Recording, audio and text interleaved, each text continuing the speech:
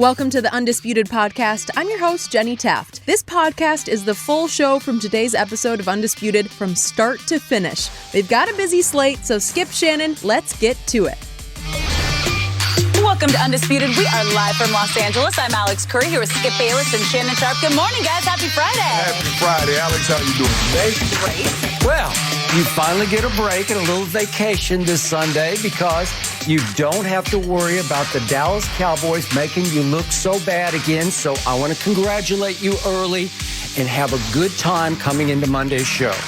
Well, Halloween, I'll be happy again next Monday, following Monday. You think so? Yep, sure will be. How many cases do you want to put on at Minnesota? I just want to make you look. Let's see everybody. Kurt Cousins. Just make sure Kurt is standing upright when he faces the Cowboys. Dalvin Cook should be healthier. Yeah, okay. Good luck. All right, well, let's get started with some Lake Show because after losing to the Warriors at home on opening night, LeBron and the Lakers have a lot to prove in their game tonight against the Suns, who became the only team in NBA history to knock the King out of the first round in the playoffs. The Purple and Gold will follow that with another home game against the Grizzlies on Sunday. So, Shannon, when we return on Monday, what's the Lakers' record? We're not going 0-3 at home. We're not going 1-2. We're going to be 2-1. 2-1 says Shannon Sharpe. Yes. I expect them to get back on track, Skip. I expect them to play a lot better in the next two games than they played in the opening game against Golden State. Okay. Good thing we didn't see that stuff on Tuesday night. Thing might have got ugly a lot sooner. Skip, look. I think the thing is that LeBron and AD will be LeBron and AD. The question is, how do we unlock some of what Russ is? And Frank needs to stop saying, everybody needs to stop saying, we just need Russ to be Russ. That's no, you don't. They all keep saying You cannot allow Russ to be Russ. We've seen Russ be Russ. When Russ is Russ, nobody else is anybody else. So stop saying that. I like that. You need a slimmed down version of Russ. If Russ can give you 15 to 17 points, 7 to 8 assists, 7 to 8 rebounds, that's good. Plus, he can't be Russ because he's not going to have the ball. So let's just stop that. Find another way to maximize what you can get out of him without giving him the ball all the time and saying, Russ, go be you. Because if Russ is Russ, LeBron is not going to be LeBron and AD is not going to be AD, and you're not going to win a whole lot of ball games. Frankie V, hopefully you found out, you looked and said, you know what? These are the rotations that we can't put out there together. Rondo and Russ shouldn't play together. Rondo, Melo, and Russ should not play together. I understand that there are some guys that's nicked up. Wayne Ellington is nicked up. Kendrick Nunn is nicked up. So, you have to play it by ear, Skip. But there's some rotations that shouldn't be out there together. But I expect LeBron and AD continue to what they started opening night. I expect Russ to play a lot better than what he played on opening night. And I think they get a close, hard-fought victory over Phoenix because Phoenix is upset because they lost opening night to the Denver Nuggets. That is a fact. So at home, they lost. They were embarrassed. They were humiliated. But all that being said, the number one thing they need to focus on is not Russ. They need to focus on defense and stop giving up 30 points in 3 of the 4 quarters in which they played. They gave up 38. In the fourth. In the fourth, the Steph did not play good the entirety of the ball game. He did not. So that's what they need to focus on. He said he was trash. Yeah, he was. He was 5 of 21. That's not the Steph Curry that we know and love. But they need to focus on defense. Focus on that end, and the offensive end will take care of itself. But you can't be giving up 30, 32, 38 points in a quarter and expect to win ball games in this league. Do you expect Russell Westbrook tonight to play at least 35 minutes, which is what he played on opening night? I do. 35 minutes. Yes. So I'm going to repeat your all-time great line. We don't need Russ to be Russ because when Russ is Russ, nobody else is anybody else. Am I right? Yes. That's what you said. I'm going to hold you to that because I've been trying to get that through your thick head for about however long it's been since Russ signed on, since they acquired him. Yeah. Because it's just a wrong-headed fit. It will not work. I feel sorry for everybody involved. We already ordered it, and there's no return. There's no return policy, so we stuck with it. So you got to figure out what's the best way to utilize him. I'm going to stand by what I said the other day. He needs to be Manu Ginobili, but he will not accept being the sixth man of the year. Exactly. He could win sixth man of the year if right here, right now, he said, you know what? I will lead the shock troops. Right. I will come off the bench at the 6-minute mark of the first quarter, and I will still get my 30 minutes, but I will do it leading mostly the second team, and we will crush. We will come in and change the flavor of the game. We will go 1,000 miles an hour, and the tempo will change, and we'll go on runs that will have Staples on its feet. That's who Rush could and should be at this stage. Man, they're not playing $45 million for no sixth man. Okay, but to me, that's the best fit. You might be right, but that's not going to happen. Okay, now back to the question at hand. You have 2 games. You have one tonight against Phoenix, and then you have, here comes Memphis on Sunday evening. I believe it's a 6:30 start this time, if I recall. Pacific time, obviously. Ja Morant, he's already on a tear. Yeah. He scored 37, albeit against Cleveland in the opener. But I say you're going to lose one of these 2 games. I will not be shocked if you lose both these games because you are facing the all-time identity crisis named Russell Westbrook, because he is simply the worst superstar jump shooter I have ever seen, and it's not even close. He is also impossible to take your eyes off of because he just averaged over the last 5 years, 4 of them, a triple-double. Yep. He's a no-doubt slam dunk first ballot Hall of Famer that you can't find a place for in this starting lineup because I'm not sure you can get much better out of LeBron James and Anthony Davis than you got on opening night. I agree with that. I hold the box score still in my hand because I may frame this one. Because this is all time. Because you got 34 from your man LeBron, and for much of the game until the fourth quarter, he was as hot-handed as you will see him from distance, from 3 and from 2 shooting fadeaways that were spectacular Jordan-esque fadeaways. And he was on fire until he missed 4 threes in the fourth quarter that did hurt you. But still, AD chips in, and we talked about, is he going to show or not show? Is he going to be high energy or no energy? Because you just never know exactly what you're going to get from him. And he came out to play. Yeah. And it was 33 points from him along with 11 rebounds. Both of them had 11 rebounds. That will work. 34 and 11, 33 and 11. I don't know how you could ask for much more.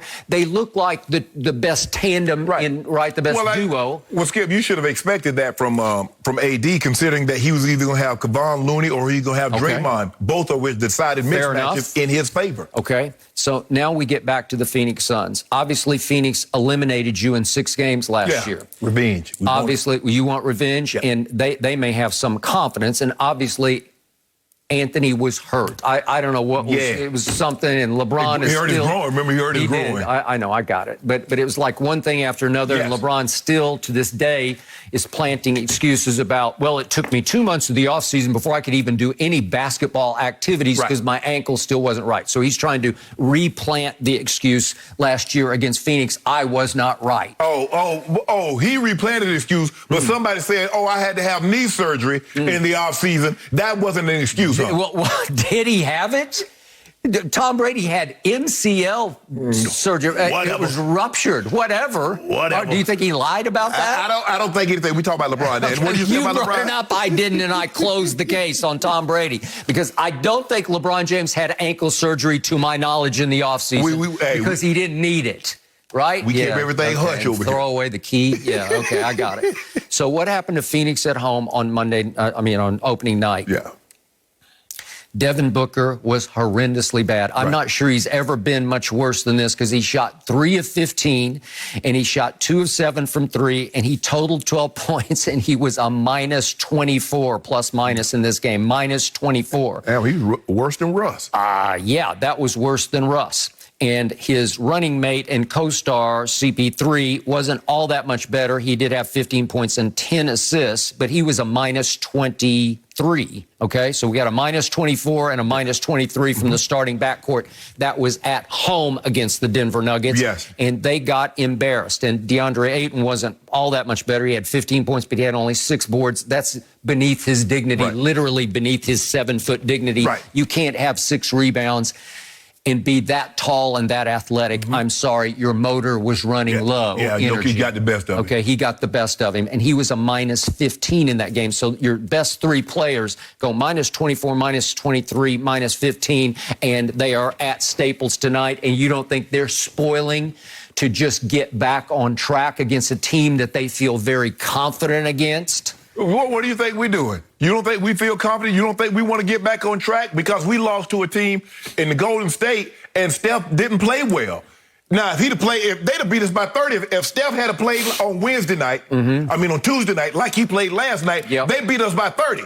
Yep. He was horrible. In the fourth quarter, all of your stars got outplayed by Bielitsa. Exactly. Bielitsa. And I don't even know if he barely touched the court last night. So with that being said, we itching to get on the right foot also, Skip, baby. Okay, all right. So then that brings us to Sunday night. Let's say you do get on the right foot. Which we will. Okay, Ja, he would love nothing better than to show up his idol LeBron, because he always talks about what would be my dream come true. He'd like to block a LeBron dunk. He'd like to dunk on LeBron, all of the above.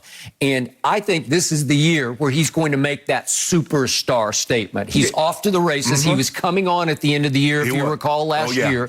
And in the playoffs. He dropped a 47-point game against Utah? He did.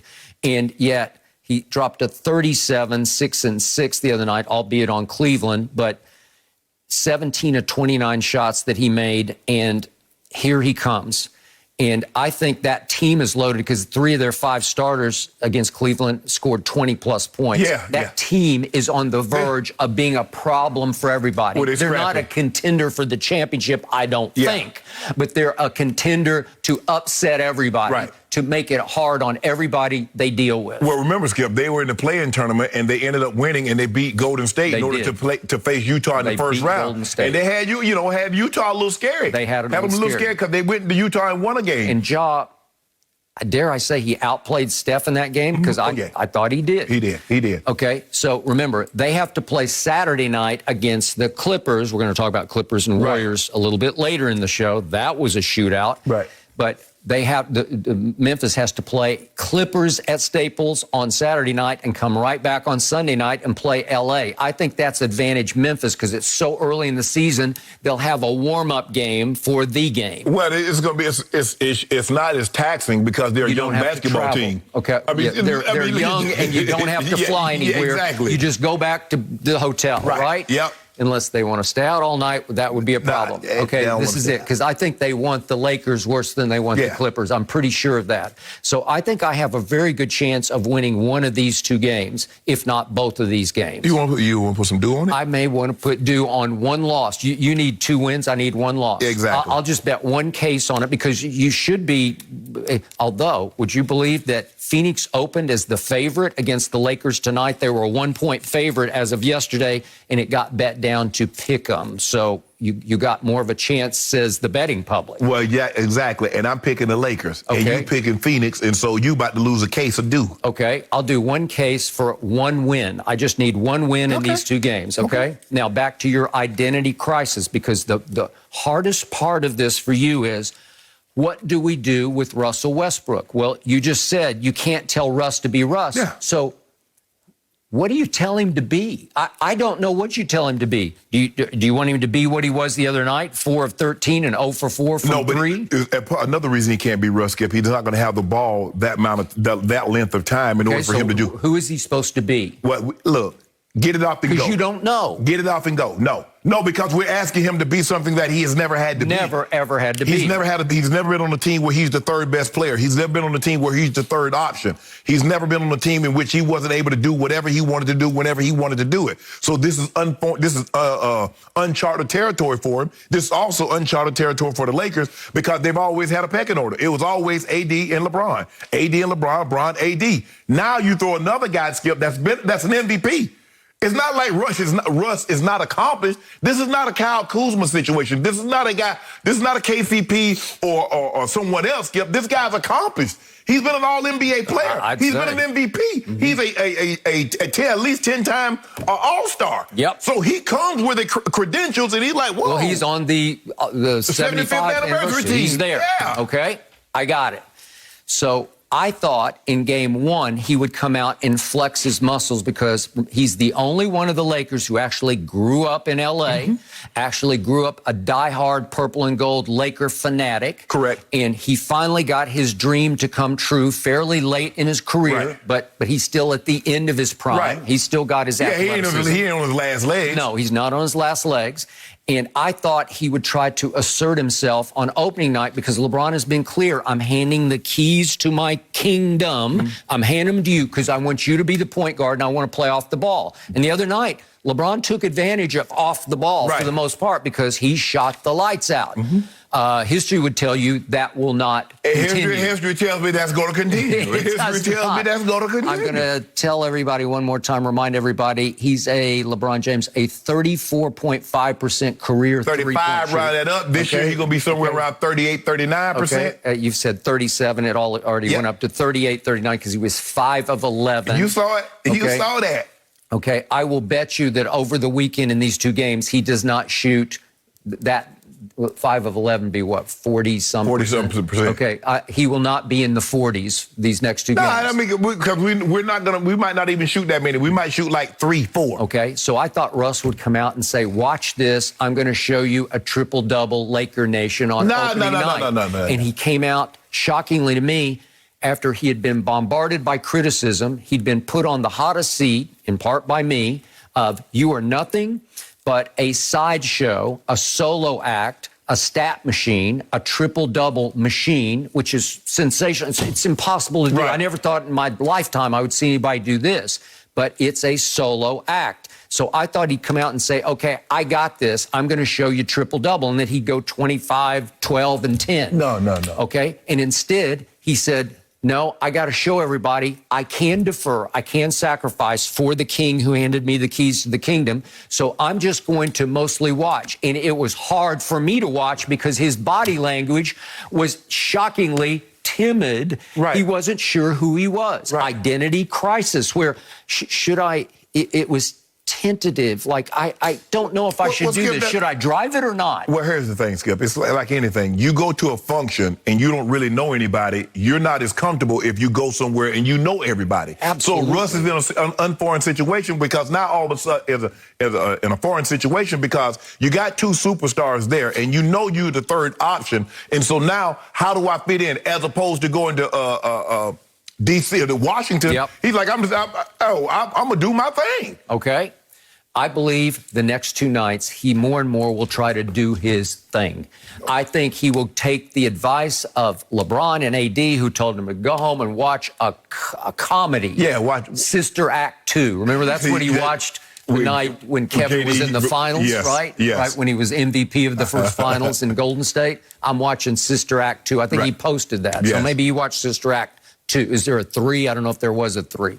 I think it was only 2, as I recall, but I could be wrong. There may have been. But you know what, Skip? Look, he had an off night. He's entitled to an off night. But now he's heard everybody say, Russ, you have to be you. No. Well, if he's going to be you tonight, then I think he's going to start attacking the basket the way he does. I think his usage rate will go up. I don't think he'll dribble the ball up the floor and immediately defer by passing tentatively over to the wing to LeBron. I think he will initiate more of the action, and it will start to drive LeBron a little crazier and crazier. Well, I'm going with the stat line that I had originally for opening night, 17, 8, and 8. And I just hope the Lakers focus more on defense because that's what they need. That's what got them in trouble.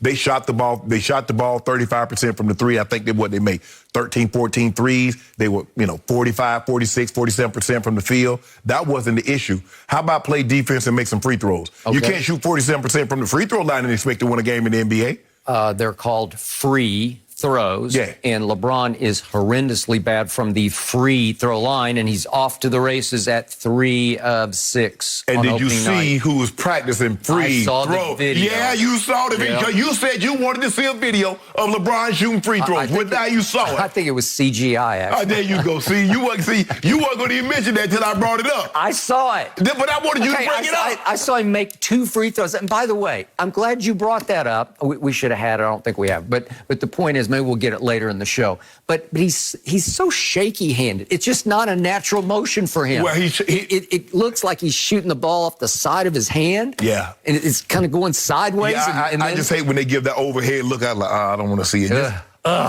It's hard to watch. But he's practicing his free throws. Well, he's practicing. I saw 3 seconds. Was that the end of the session? Hey, I don't know. They said LeBron and AD practicing free throws. And by the way, who shot that video and who decided to post it? Well, I want to know. Now you worried about who shot the video. I don't know. You wanted to see it. Okay. He shows it to you. Now you worried about who shot the video. Did Maverick Carter shoot the video? Oh, my goodness. I don't know. Maverick is out working. Maverick had a job besides being a videographer for the Lakers, okay? That's not his job. It's highly possible that they just kept shooting video while LeBron kept missing, and finally he made 2 in a row. I think it only shows 2, right? He made 2. So you want him to shoot the whole 10, 15-minute session. You want to... And AD's underneath the basket acting like a Laker girl. He's cheerleading. Well, he is. Am I right? I can't believe it. He's all fired up because they're on a side basket shooting free throws. Okay, somebody else on the court. You do realize that they're not the only Lakers, right? And so they might have been playing a 3-on-3. They might have been playing 5. Does that approximate fourth quarter pressure of a game at Staples? I think not. Well, how do you approximate the fourth quarter game at Staples in a practice facility? What, you want to bring 2,000 people out there and be yelling and screaming in the practice facility? I kept asking, I kept beseeching LeBron through the offseason, could you just post a little video of you in the backyard practicing free throws? He posted one yesterday, and you talk about with that CG. Who took the photo? Was that Maverick shooting that? It was 2 seconds. Okay. But it was... All right, final point.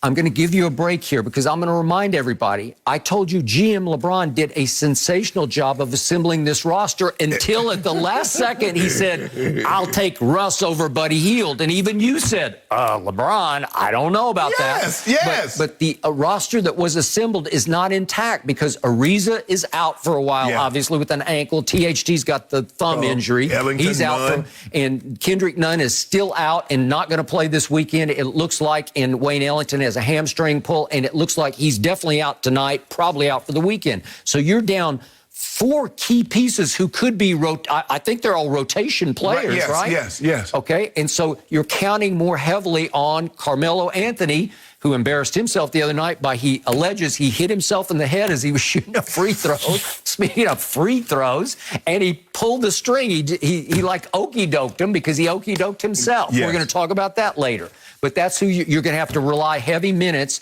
on. Well, what did he play the other night? He played 26 minutes.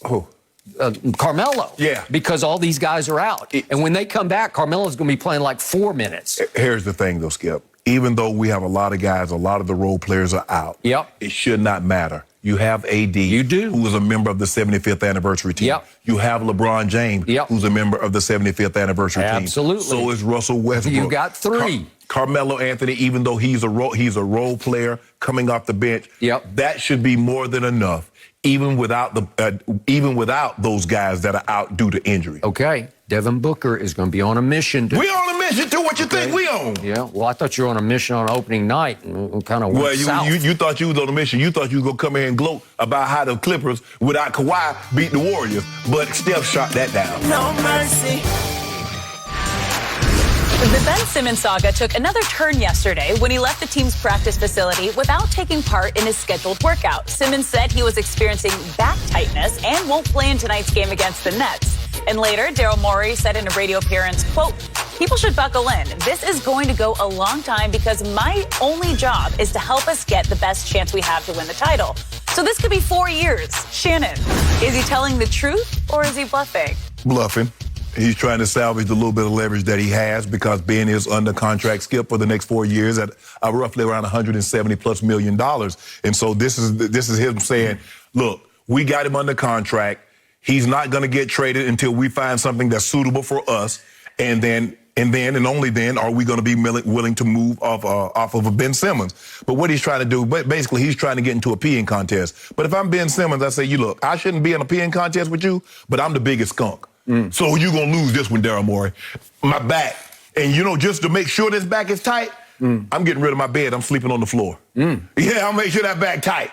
I ain't coming in. Guess what, Skip? Because you remember what Kawhi did? Kawhi said, Kawhi, ooh, that quad, it ain't right yet. But we cleared you to play. Tendinosis. Guess what? For every doctor that you find that says, son, you're good to go, I can go find one that says, no, you're not. That's what I'm going to do. That is true. And what I'm going to do, I'm going to go to the local convenience store. I'm going to get me about 8 newspapers. And I'm going to hit my knee until it swell up. I know all the tricks, Skip, because I know guys that used to do that when we play. And it's going to swell up. I ain't going nowhere. I'm going to get this check right here. Because eventually, the owner's going to say, look, move it.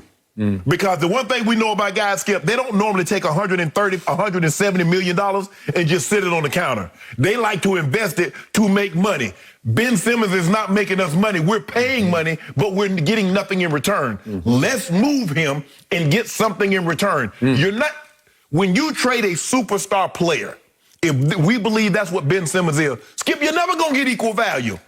Even though the Pelicans, they got a nice haul. You got Brandon Ingram, you got Lonzo Ball, you got Josh Hart, and you got a couple of draft picks. But they're not Anthony Davis. Anthony Davis is a generational. He's a transit player like that. So you're not going to get equal value. And once he makes it known, and it's like this for the world, Skip, for the world to see, because Ben Simmons has buried his soul. It ain't no behind the scenes. This is spilled out. We might have been fighting inside, Skip, but guess what? This thing's like the old country western, Skip. Remember, they used to start fighting in the bar, and the next thing you know, they done fell out through the saloon doors, and now they're in the middle of the street. That's what has happened with Ben Simmons in the 76ers. So everybody knows he's unhappy. I'm never going to give you equal value because I know why would I do that and know he wants up out of there? Skip, he just bluffing. And Ben Simmons says, hey, we going to sit back. Ain't no telling Skip, this thing creaky. As a matter of fact, you see he put his house on the market. Now I'm moving in a hotel room. And I'm going to say, take the bed out. They say, are you sure, Mr. Simmons? Get this bed up out of here. I'm sleeping on the floor. I'm going to come in that thing walking like Frankenstein. Back tight. The truth is, Mr. Sharpe, you're just sleeping on what's really happening here. I have tried to tell you from the start, again and again and again, I've tried to tell you and Rich Paul and LeBron James and Clutch or Unclutch Sports, whichever it might be. I've tried to tell you that from the top down, from Josh Harris, the owner, down to Daryl Morey, down to Doc Rivers, dug in. 1,000% real live dug in. Okay. No bluffing going on. They have decided we will not take this. We will not crumble like the Rockets crumbled and said, okay, what can we get for James? Let's just get him out of here. When he said, Daryl Morey, he went on the radio to make a statement. Exactly. And it wasn't a bluff statement. It was a declaration of war. That's what it was. Yeah. He basically said, this could go for 4 more years. 4 more years, because you've got 4 years left on your contract, Mr. Simmons, right? Yeah. So if you want to fake a back injury and go home and sit and stew and pout, go home. What am I doing? Because we're not going to move a finger to trade you at this point. And everything everything he spoke made perfect sense, because, as he said, we're not going to trade Ben Simmons for role players. We're just not going to do it. The quote was, that makes no sense, because it makes 0 sense. I'll give him that, Chris. He said, so people better buckle in. This is going to take a long time, because in the end, if we can trade Ben Simmons for a difference maker, we will do it. That's the message to Ben. So do you want to come back or not? No. If you want to come back and come back with your heart in it in full force and say, I'm going to be a Sixer again. I'm not going to do that. Guess what? As a matter of fact, I'm showing up tomorrow with a Snickers bar. Because you know what? I'm going to be over here for a while. Yeah. And if I do play for you, guess what? I will not pass the ball to Joel Embiid. I might get a rebound and Joel Embiid is up under the basket by himself. I'm going to dribble it all the way down. Okay. I will not pass it to him. You're going to get me up out of here, Skip. I guarantee you, I can cause enough stink. You will get me up out of here. Because that's what I'm going to do. I made it abundantly clear. I told you I checked out mentally. This is not where I want to be. Okay, I'm done with you cannot cause any more stink than you already attempted to cause. You don't know that? No. Yes, I can make it. Because you're about to be out of sight, out of mind. Nobody will care. That's what I want to be. That's what I want. Well, that's what I want you to. I won't be out of mind. I want to be out of sight for you. I'm going to be on some other team's mind because eventually you're going to get tired of paying me with this old back injury. 'Cause, man, you know the back injury, Skip, you know about them back. They say once them backs goes, you never know when it goes or when it's going to come. And mine gone, and it ain't coming back until I'm up out of Philly. Okay, the Sixers have a pretty good team without Ben Simmons, as we saw on opening night. Why you won't move him? They're obviously a better team. I could go to much better team with Ben Simmons because all they did last year was the number 1 seed in the East. They had the best regular season record in the Eastern Conference. That's something money can't really buy because it's hard to pull that off because there was Giannis and there was Miami and there was Boston and blah, blah, blah. There were all these other teams. And yet they pulled it off. They were the top seed. And I've seen it normal time. People have the best honeymoons ever. They're in the Amalfi Coast or they're in Mykonos. And, they had a wonderful time. And as soon as they get back, the next year it's over. This is no honeymoon. That was the honeymoon. 82 games. And guess what? It lasted. Skip, it's over. What more does the man have to tell you? I don't want to be here. You just got told it's over for you. I ain't going to. So now you're back on the hot seat. The ball just went right back in your face in your court because now it's up to you. They're just saying, we're not going to do anything. Yeah, you know what? My back hurting so bad, I'm showing up with a walker. Okay. Yeah, that back, man, that thing is getting worse by the minute. And nobody's going to pay any attention to you. And all you're going to do is undercut further your marketability. That's what you're going to do. My marketability is fine. See, the thing People already think you have free throw demons that you have not addressed. You know what?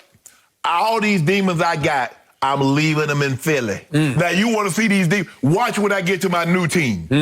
You see, that's the thing. We're being come in and increase your value. I'm not increasing nothing on your watch. That's not happening, Daryl Morey. And if I know Shannon Sharpe the way I think I do, Shannon Sharpe honors contracts, right?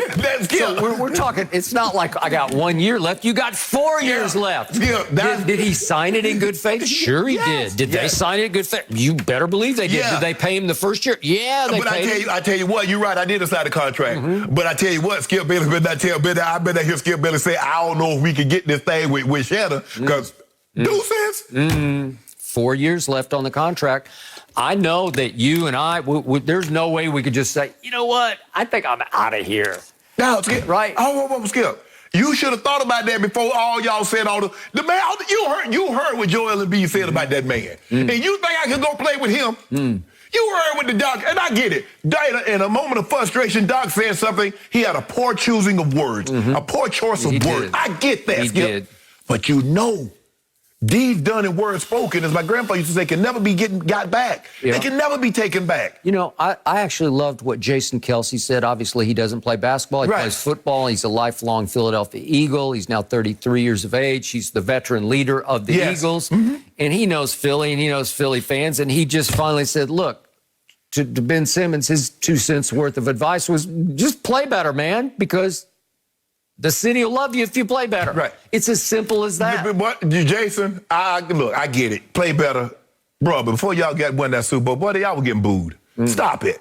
You know how Philly fans are. He can't come back because they're not going to allow him to play better because they feel he's been disrespectful, not only towards the Sixers organization, but to the fans of Philly. Because the fans, Skip, they feel like they're a part of this. Even though they don't go to practice and they don't play in the games, they feel like they're a part of this. And you, basically, you quit on us. Yep.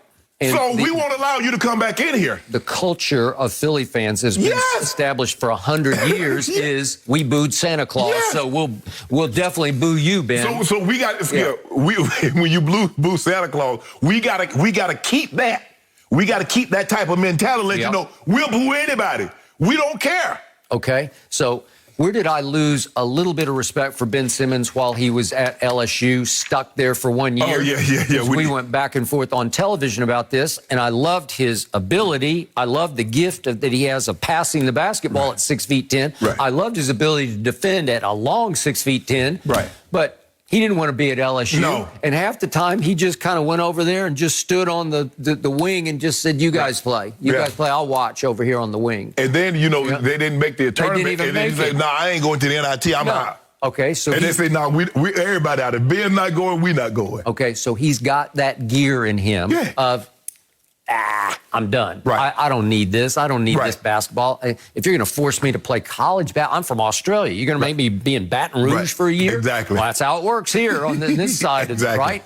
Okay, so the point is he does have that gear, but he's up against some huge egos with lots of money, starting with the owner, the GM, and the head coach. Yeah. They've been around for a long time, and they're finally just saying, you know what? We just drew a big old line in the sand. There's not much sand in Philadelphia, but we just drew it. And it's now up to you. You can come and play if you want to play. We would welcome you back. Skip. But if you don't want to play, you can also sit and stew for maybe 4 more years. Look, I just go back in this situation. I go back to, I think it was 1982, Michael McDonald. I can't forget, we're not in love anymore. I can't forget. Things will never be the same again. How do you know that? How do you know these people? I don't understand it. God, I thought you were from rural Georgia. I am from rural Georgia, but we didn't have. We had a record player, Skip. You make it say we had a record player. We had a record player. But Skip, you like all these songs? They're jukebox from hell songs. from hell. They're good. No, Michael McDonald, that's good. I can't forget. I keep forgetting. Hall & Oates, jukebox from hell. Sorry. Skip, things will never be the same again.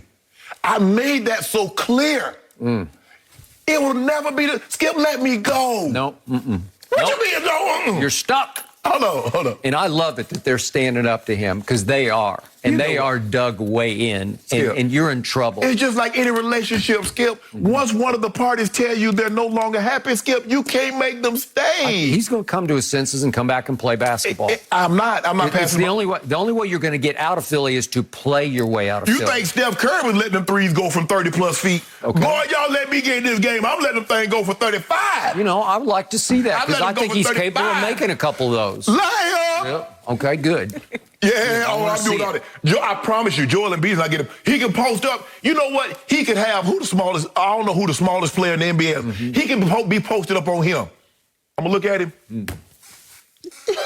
That thing nice, ain't it? I think it's Ice Tray. Hey, yo, okay, or Ice Tray. Okay, he can have Trey Young, Ice Tray posted up. Yeah. I'm gonna let that thing go from about 30. Okay, good. That thing nice, ain't it? It's wet. Good. Y'all get me up out of here, Skip. That's not how you play your way out of town. I'm talking about being an all-star again. Then maybe you'll get traded. I'm not going to be an all-star for you. I'm going to be an all-star for someone else. Okay, good luck, Rich Paul. There ain't no Rich Paul. No. Rich Paul is his agent.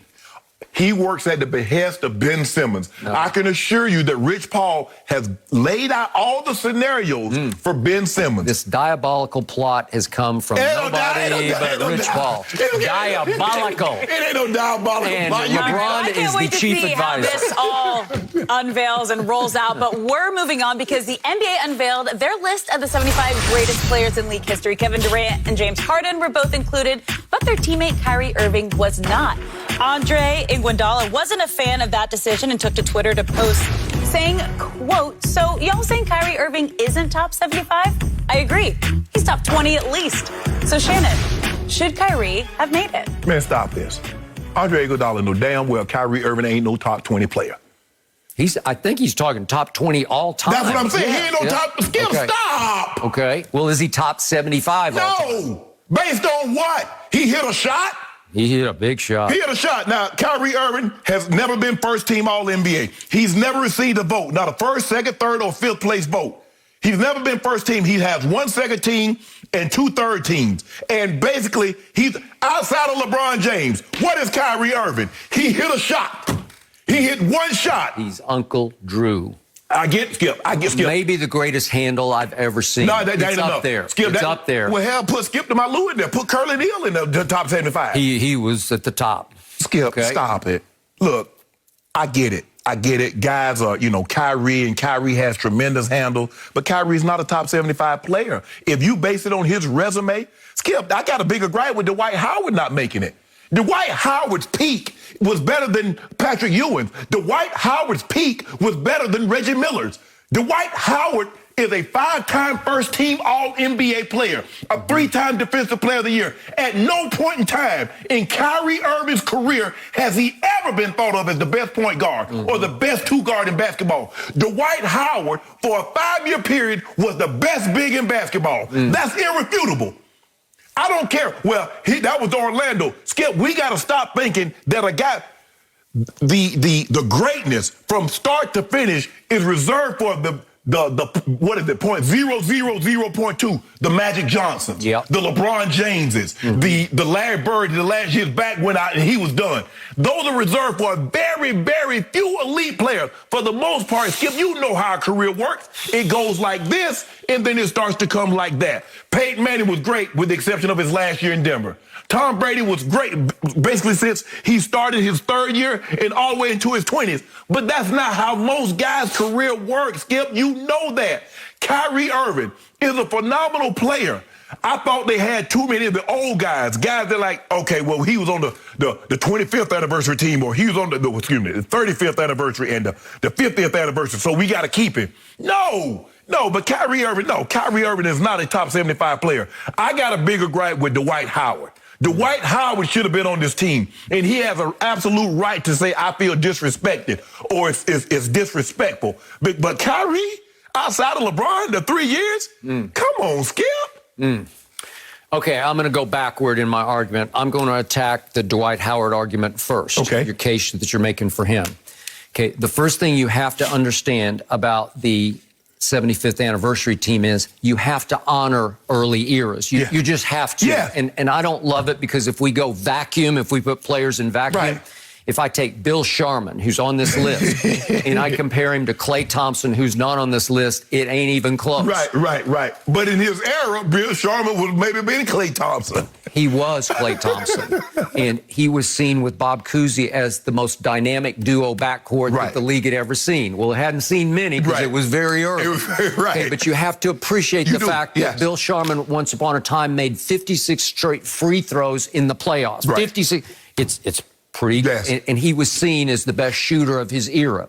So was Paul Arizin. I don't even remember Paul Arizin, but he's a Sixer, and he played with Wilt briefly, and he was a great jump shooter early on in this league, and he's a Philadelphia legend out of Villanova. Okay, I'm going to appreciate the fact that in a vacuum, he can't compare to Klay Thompson or Kyrie, if you want to throw Kyrie in. So you have to honor that.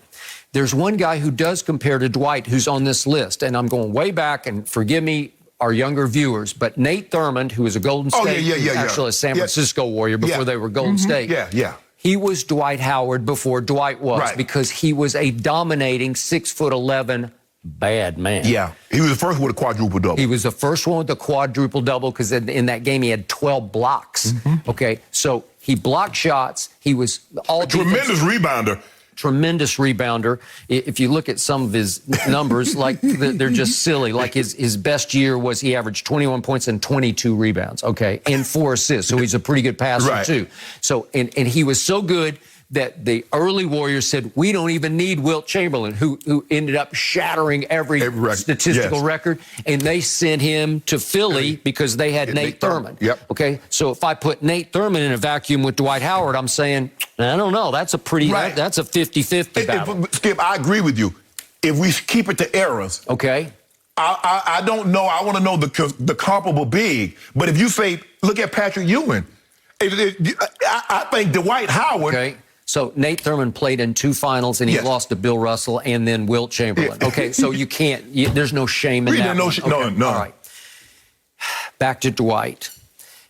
The issue most people have with Dwight is we get all the statistical achievements, we get the accolades, we get all that. But I know I had issues, and I know the late, great Kobe Bryant had issues because he just didn't take basketball seriously enough.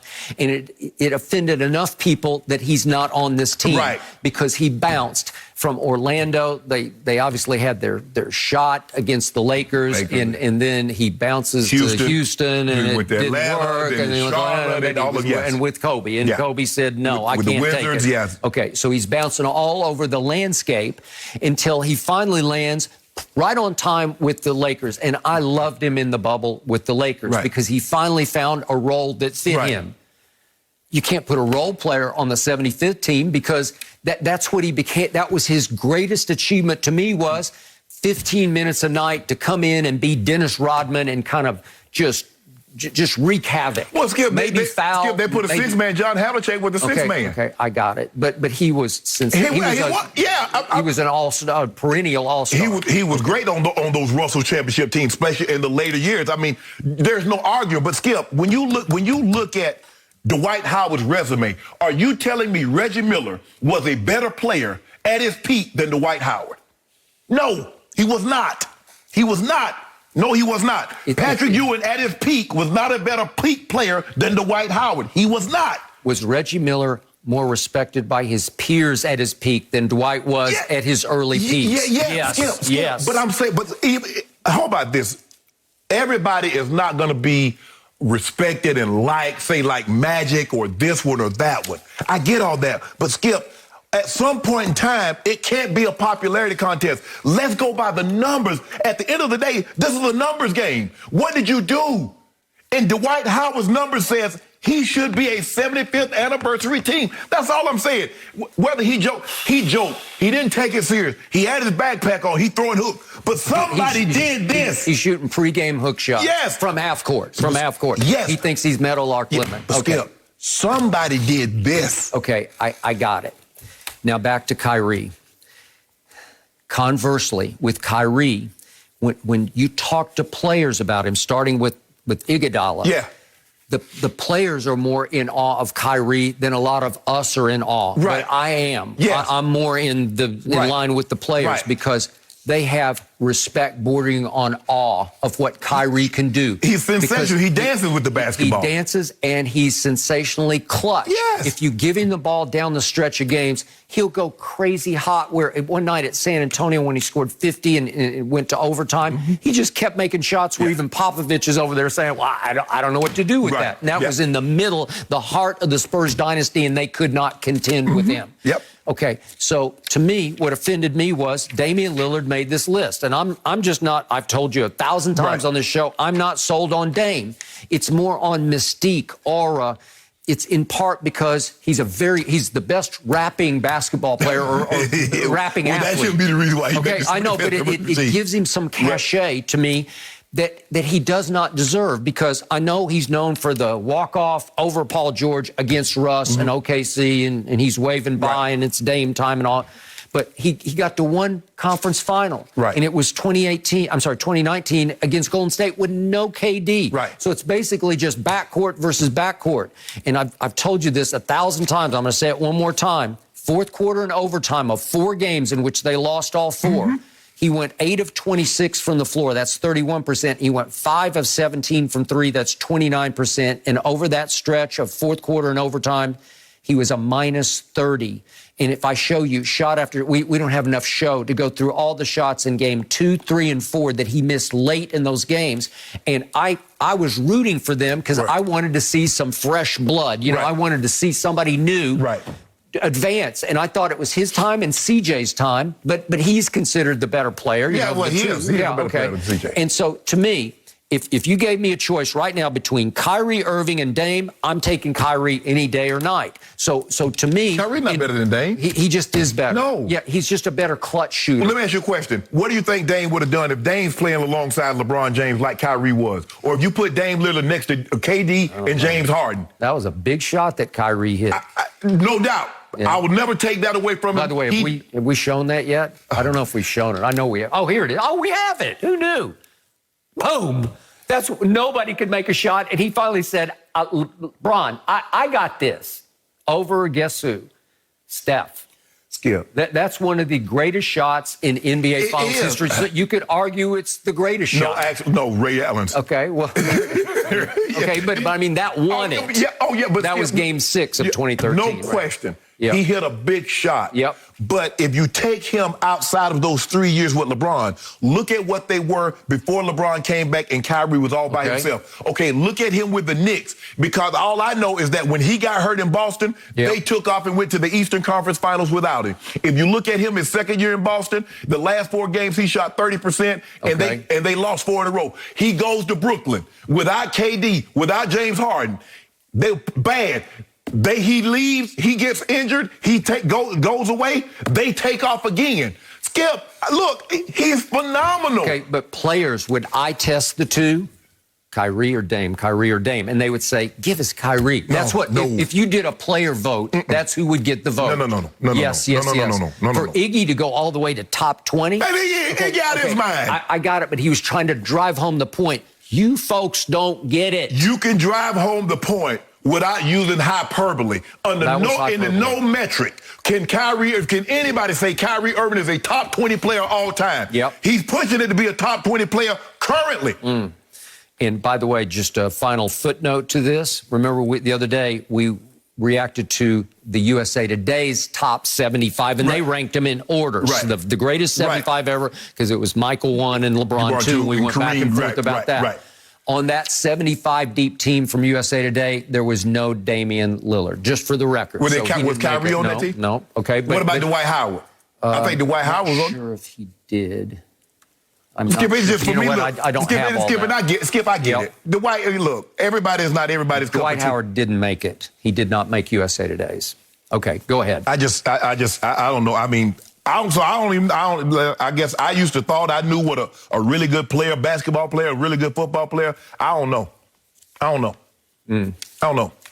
Well, in the end, they're both gone. Yeah, right? and Skip, you remember Dwight Howard finished second to Derrick Rose in the MVP voting in 2011. LeBron, if I'm not mistaken, LeBron was third. Dwight Howard, he finished in the top 5 for 4 straight years. I think you're just defending him because he's now a member of your Los Angeles Lakers. Skip, no. You know I don't get down like that. Okay. I tweeted yesterday because I'm looking at the thing and I see all these. So I screenshot it and I put it up so I can see. Like, damn, he left Dwight. Okay. How upset do you think I was that Ginobili and Parker didn't make this? Yeah, you got a compelling case. Right, because they both have 4 rings. But what happens on the 75th team is if you're the second and third best player on your team, it's hard to make it because obviously Tim Duncan's going to be on it. So you didn't hear a peep out of me until we're about to. But here's the thing. End this. In Orlando, Dwight Howard was the big dog. Oh, he was. Yeah. Kyrie in Brooklyn, what is he? He the third option. And with LeBron in Cleveland, he was the second option. Okay. So by that metric. But how did Dwight get to one finals as the solo star? And he lost to Kobe. Ain't no shame in losing to Kobe. But how did they get there? Bombing threes against LeBron, right? He did that. And you look at his numbers against Cleveland. He was sensational. And if I'm not mistaken, Skip, he had a 40-point game, a 40 and 10, 40 and 14 in Game 6. Dwight Howard was sensational for a stretch. Granted, it wasn't a long. This is 18 years for Dwight. So for about 9 years, Dwight Howard was as good as we had. But he just lost too much respect bouncing around because he didn't take basketball seriously. End of conversation. No mercy. The Clippers and the Warriors put on quite the show in LA season opener. Steph Curry started hot with 25 points on a perfect 9 for 9 shooting in the first quarter. And his final total of 45 points was a difference maker as the Warriors won 115 to 113. Shannon, how great was Steph last night? It was unbelievable. Skip, when he gets it going like that, what do you say? I mean, you see him take that shot with like a minute and 8 seconds left from 35. I mean, what do you do? You look at Ty Lue like, what? What you want me to do? Damn, I'm guarding him. I'm 35 feet out. There's nothing you can do. I mean, he starts off like this, Skip. You know, I thought he was going to, at least I was like, oh, he going to get 60. Then he going to get 60 easy. Well, you know, the thing is, when Steph, he normally plays the entirety of the first quarter, Skip. And then according to how the game goes, Steve Kerr bring him back in probably around the 7-minute mark, or he might bring him in a little later. And he left him out. He kind of lost his rhythm a little bit, only had 3 points. But when they needed it, down the stretch, I mean, big shot after big shot. Skip, I've never seen anything. He and Dame Lillard, I've never seen guys that can get this hot because the three-point is just so demoralizing. You're like, oh, we got to lead. We get to stop right here. We go down now. We go about to be up 3 Skip. We feeling really good. You see the Clippers. They lock it in. They playing D. Yep. Ty Lue over there clapping like, come on, guys. We right here. And Steph comes around the screen, where he walks into a 35-footer. Boom. Okay, so now you down 2. Yep. And then you're like, okay, we tied up. And then guess what? He pulls up to the corner on the right side, and he pulls up from 32. I mean, it's just, you follow me, you Skip, you can't hug up on him because they hugged up on him, and you see he started dancing on Marcus Morris, and then guess what? He lays it up. So now I got to worry about him dancing on me and laying the ball up. But if I get too close, if I don't get close enough, he's going to just raise up and shoot a 3. He's sensational. I mean, the one he pulled up, Skip, you look at Jordan Poole, like, his eyes are like, I know this man ain't just pull up from 35 in a game this tight. He did. He pulled up from 35. Look, Skip, if I'm on their team, I've seen him shoot like this in practice, but you don't expect somebody, it's kind of like Patrick Mahomes. You saw Matthew Stafford. Guys throw no look, Skip. I've seen guys do things in practice, but I ain't no way in hell they're going to try that in the game. And he do it. Well, you see Steph pull up from 35 feet in practice, you like, yeah, if we up by 10, we up by 15, he'll do that. Yeah, but I seen him before the game from up in the tunnel make one. From the tunnel? Well, then, yeah. Skip, if we'd believe that video that they put out, that Steph Curry once made 102 consecutive three-point shots. Yep.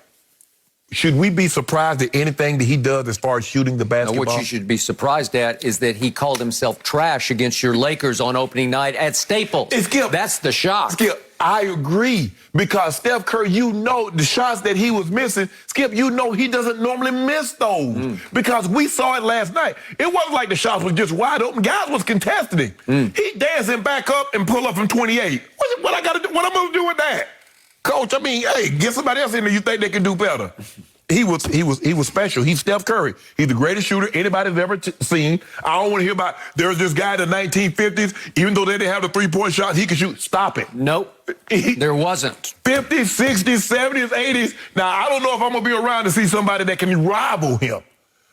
But I don't think so. Yeah, exactly, Skip. He's it for me. Ain't no question. Well, you remember such and such had a game. No. That guy, number 30, I ain't seen anything like it.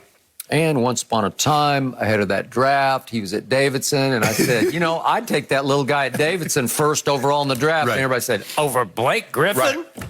Yeah. Because I would. Because, Skip, at that time, we didn't realize that the NBA was going to be shifting, and you didn't need the conventional because, just like with Elijah Watt and Jordan, Bobby Knight was saying, take Jordan. And it was like, well, we need to tell Portland. Portland said, well, we need a center. Yep. Say, well, draft Jordan and play him at center. That is correct. So it was always the big. Now, you get a guy like that. Before I launch on this, another little side note is, would you believe that in 2 games, Steph has gotten 10 rebounds and 10 rebounds? I saw that, yeah. 10 and 10 rebounds? Yeah, he said he's going to try to keep it going. Is he going to be Russ? Is he going to go triple doubles? I don't know. Because, he's always going to score points. Okay. Oh, yeah. All right. I have never, ever seen anything like the Steph that I saw in the first quarter because it's off the charts extraordinary. It's beyond anything we've ever seen any mortal do in the sport of basketball on any level.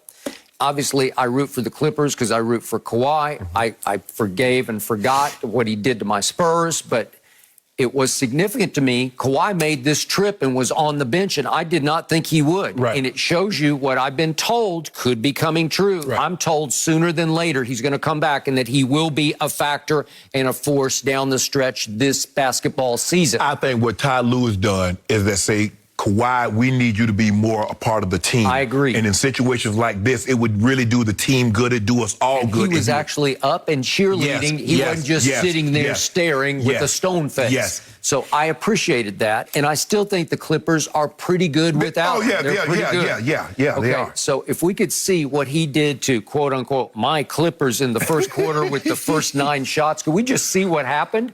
This is Steph right out of the box. And I'm like, okay, that's 1. Okay, that's pretty easy. And then all of a sudden we're up to the 3rd. Look at that. Come on, this is ridiculous. What am I supposed to do with that? And this is where I'm thinking, I'm dead. Because now if you can do that, and if you can do step back and do that. And that's nothing but net. I mean, ain't no rattling around the ring. He hasn't missed yet. He has not missed. These are in order. These are successive shots. Whoops. Oh, that's pretty easy. Dunk it. No, he tried the other night. And then that. Look at this. That's silly. Okay. Yeah. I got it. Okay, so there's 9 straight shots. He scores 25 in the first, and it felt like the game was over. And then guess what happened? PG happened, and it looked like playoff P. Yeah. And all of a sudden, my Clippers go on a 21-3 run. Why did that happen at Golden State? Because in quarter number 2 and quarter number 3, and for all but 2 minutes, the last 2 minutes of the fourth quarter, guess what Steph was from 3? He went 1 of 6. Second quarter, third quarter, almost all the fourth quarter, 1 of 6. Scored 12 total points in that stretch. And all of a sudden, the Clippers are saying, we got this. And they jumped out. At one point in the fourth quarter, they had an 8-point lead. Right. And now, to your point, right at the 2-minute mark, just when I thought it was okay, and I'm staying up late because I'm barely going to sleep, but I got to watch the end of this, all of a sudden this shot happened, and this was the shot of the night that you were talking about, the deep. Yeah. Here. This with Jordan. Here, I got this. That's logo-esque. I mean, it's almost to the logo, but it's just absurd.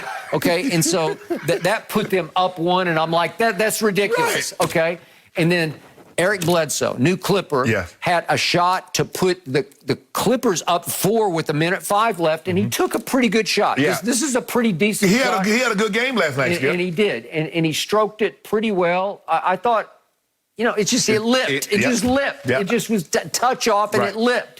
And that brought us to the conclusion of this game. One more big Steph, where he's over on the wing, and it's just this is just stupid. This is just like, that's too good. That's too good. If you're going to make that, and that put them up 2 again. Right. So he puts them up 1 with the 3 and up 2 with the 3, and then you know what he did with 5 seconds left. He went to the free throw line, and what's going to happen? Yeah, he's the greatest free throw percentage-wise in the history of the game. Ice, baby. Over, right? Yeah. Okay, and so he had an off-the-charts, all-time great first quarter, and then he goes quiet, 2, 3, and most of 4. And then when they needed him most, when I thought the Clippers were in command, he did that, game over. Ball good. And but Skip, the shot that he took that everybody's surprised by, I'm like, still, why?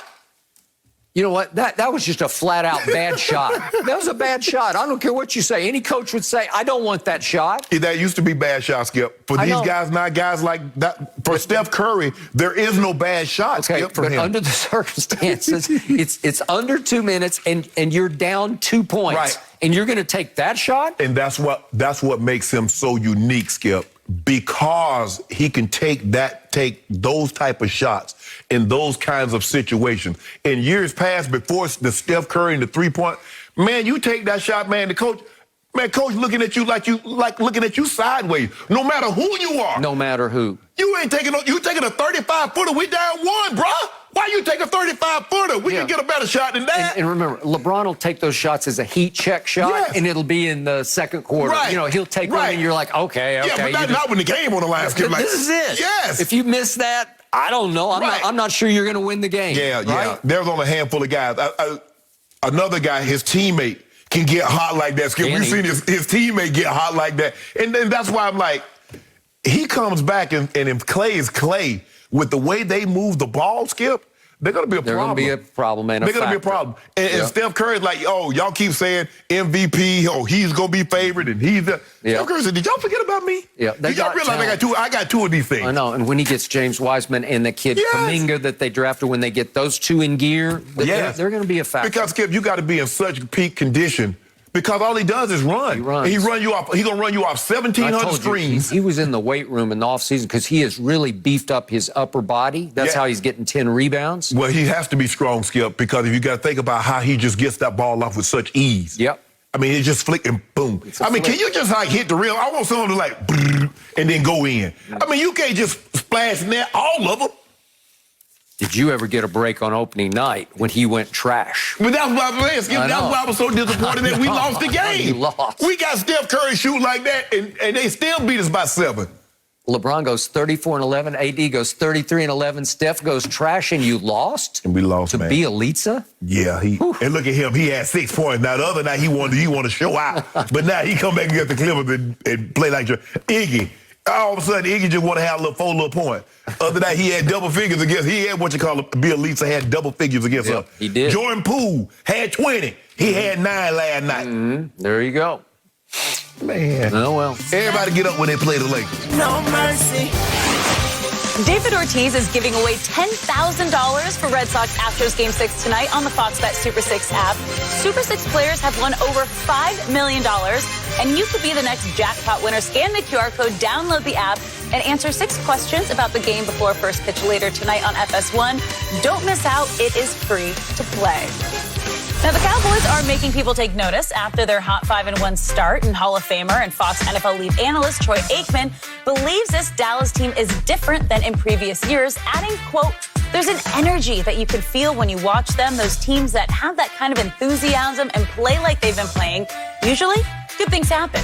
Troy even went as far to say that the Cowboys are better than the Cardinals, the Bucks, Rams, and Packers in the NFC. Shannon, how much of a problem do you have with this? I don't have a problem with what Troy said. Obviously he studied the game. He knows the game very well, but I disagree with what he's saying.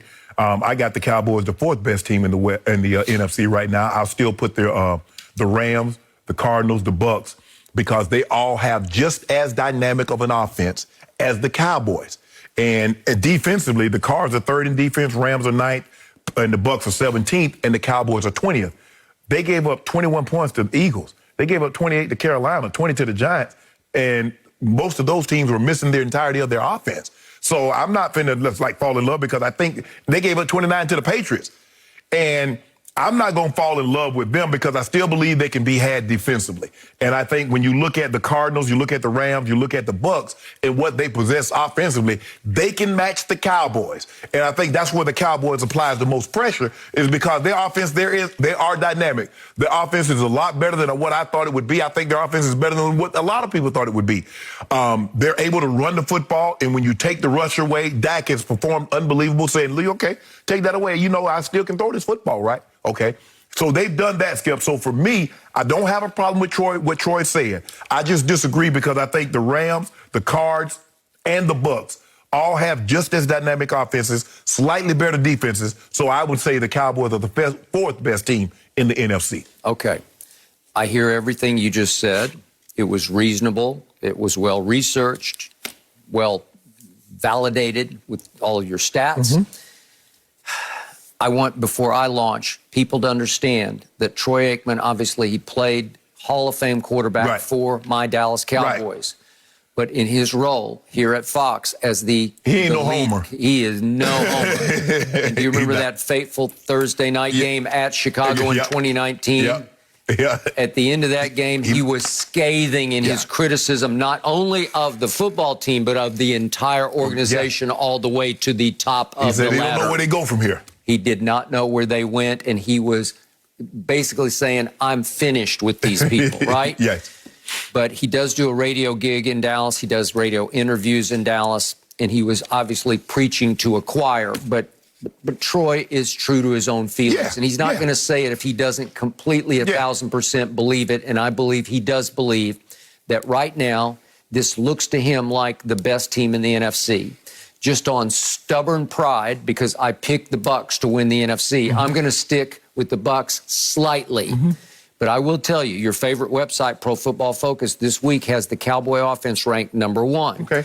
And you must give him this, that we saw Brady go to Belichick and struggle for parts of the night. Right. He got hot late, but it was a long, hard, emotional roller coaster of a night for him. And I think you would say, my Cowboy offense looked a lot better against Belichick's defense than Brady's offense looked. He did, but I got to flack in the weather, Skip. You know, it was a cold, rainy, dreary day. It was dreary and rainy and highly emotional. Right, yes. Fraught with emotion. Yes. Okay. We got that. But for Dak Prescott and company to go up there, albeit with the benefit of an overtime, and go 567 yards against Belichick, I think it said a lot about the Cowboys. It also said a lot about Belichick. He's just getting exposed. His defense is pretty flammable, man. Yeah, it's entire law basically called him out. He called him out and said, this is shameful. Yeah. Because he's in the Hall of Fame, and he was there when it was the peak. Yes. And he's saying, I can't watch this, right? Embarrassing. Right. Okay, we got that. Now back to what Troy is saying. I love the big picture feel that he had about this, because this is where I really agree with him. He said, what I like, which is different than in other years, is just the feel that this team has, that they love to play together. Right. That's the vibe I get from this team. And that kind of enthusiasm.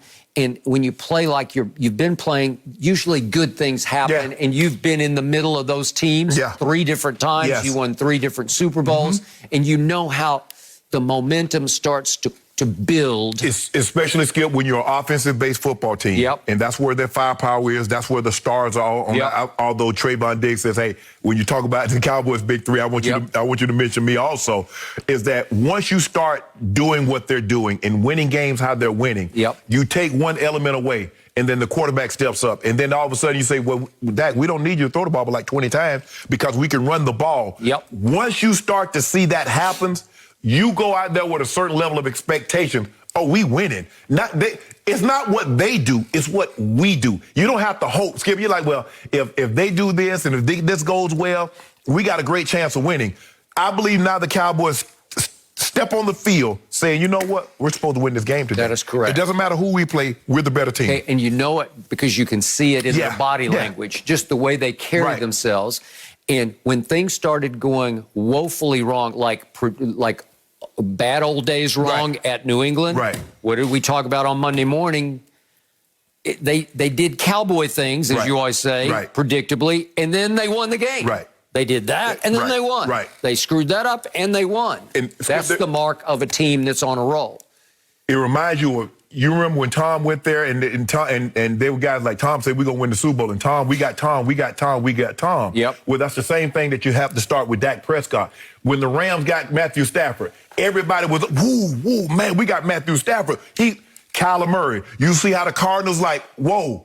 So it's going to be very interesting, Skip. Somebody's going to have to beat two of these teams that we mentioned. Somebody's going to have to beat two of them to get to SoFi. That is correct. Ain't no way around it. Troy also made a strong point. This time, for the first time, there's only one bye in each conference. So you're playing for gold here because it's not going to be two byes. If you get the one, and Dallas has a chance because they don't have that hard of a schedule to me. I said 12-5. I may have been underplayed it a little bit. But if they could get to, what would it be? You're probably going to need to be probably 14-3, Skip. Maybe, okay. Because the Bucs, it's not like the Bucs have got a tough schedule either, Skip. They do not. So I would still favor the Bucs to pull that off, but you never know. So Troy did go into detail about the Rams. He said they're just not playing as good on defense as he expected. They're not. So that's that. And on Arizona, he said, I neglected to even bring up Arizona, but he said, you know, I think there's still a little bit of everybody waiting to see, well, okay, is this team really as good as what they've shown so far? Because they haven't done it before at the highest level. Offensively, they're as good as advertised. Okay. The question is defensively, because Chandler Jones, I don't think he has a sack since he had that 5-sack performance at opening day against Tennessee. J.J. Watt starting to pick it up. Again, Skip, it's going to come down to look. Listen, that defense is loaded with talent. The linebackers are Buda Baker. But the question is, Skip, all these offenses, you look at the Cardinals, the Rams, the Bucs, the Packers, and the Cowboys. You throw all those teams can score. Your defense is going to have to make a stand. That's the only way you're going to. Somebody's defense is going to have to bat down a fourth down, get a pick, cause a fumble. That's what's going to happen. Because offensively, all these teams can go get 500 yards and 35, 40 points on you. All of them. Okay.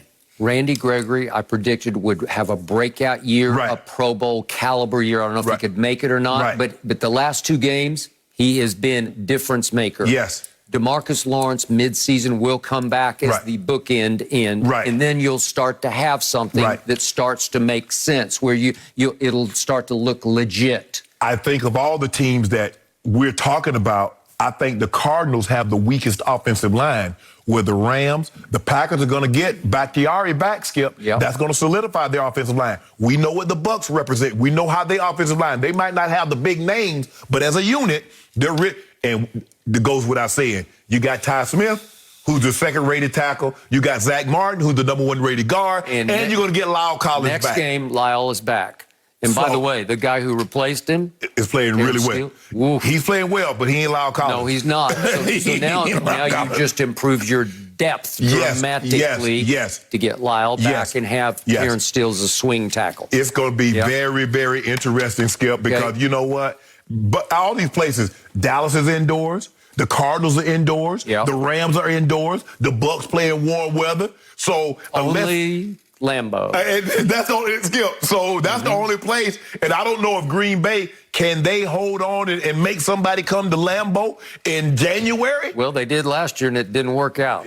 There right? you go, man. You always bringing up old stuff. Well, but it was not that old because it wasn't even a year ago that your man Aaron Rodgers stunk up that fourth quarter. But that's okay. So back to Troy. He summed it up with some real objectivity because I agree 1,000% with his final conclusion here. What is?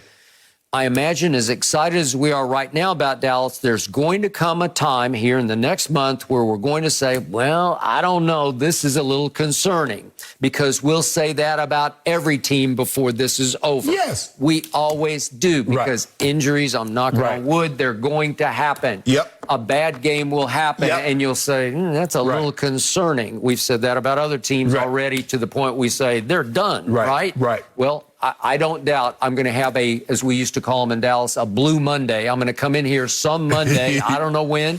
Could be after Minnesota a week from this weekend. And I'll say, I don't know. I think all the concerns that we have about all these teams that we mentioned is on the defensive side of the football. Yep. Because that's where it is, Skip. Cardinals, the Rams, the Packers, the Bucks, and the Cowboys. Those are the concerns. I have no concern about any of these teams' offenses. Because you look at the quarterbacks and the way they're playing, and you look at the weaponry in which they have, that's not the issue. The question is, can you stop when you need to? But it's no question to me that right here, right now, the Cowboys are the hottest of these teams. That's what it feels like to me. Arizona may have a little quibble with that. But Kyler special. But I think Dallas is hotter. And old Matthew Stafford, but he throwing no looks at. You want this touchdown, Coop? Yeah. No mercy. After losing to the Warriors at home on opening night, LeBron and the Lakers have a lot to prove in their game tonight against the Suns, who became the only team in NBA history to knock the King out of the first round of the playoffs. The Purple and Gold will follow that with another home game against the Grizzlies on Sunday. First things first, co-host Chris Broussard is joining us now. Chris, what's the Lakers' record on Monday? It's 1-2. There you go, Chris. All right, there you go. They should be happy. They'll get a W. They'll get one W, but they'll be 1-2. I've got them losing tonight to Phoenix and then beating Memphis on Sunday.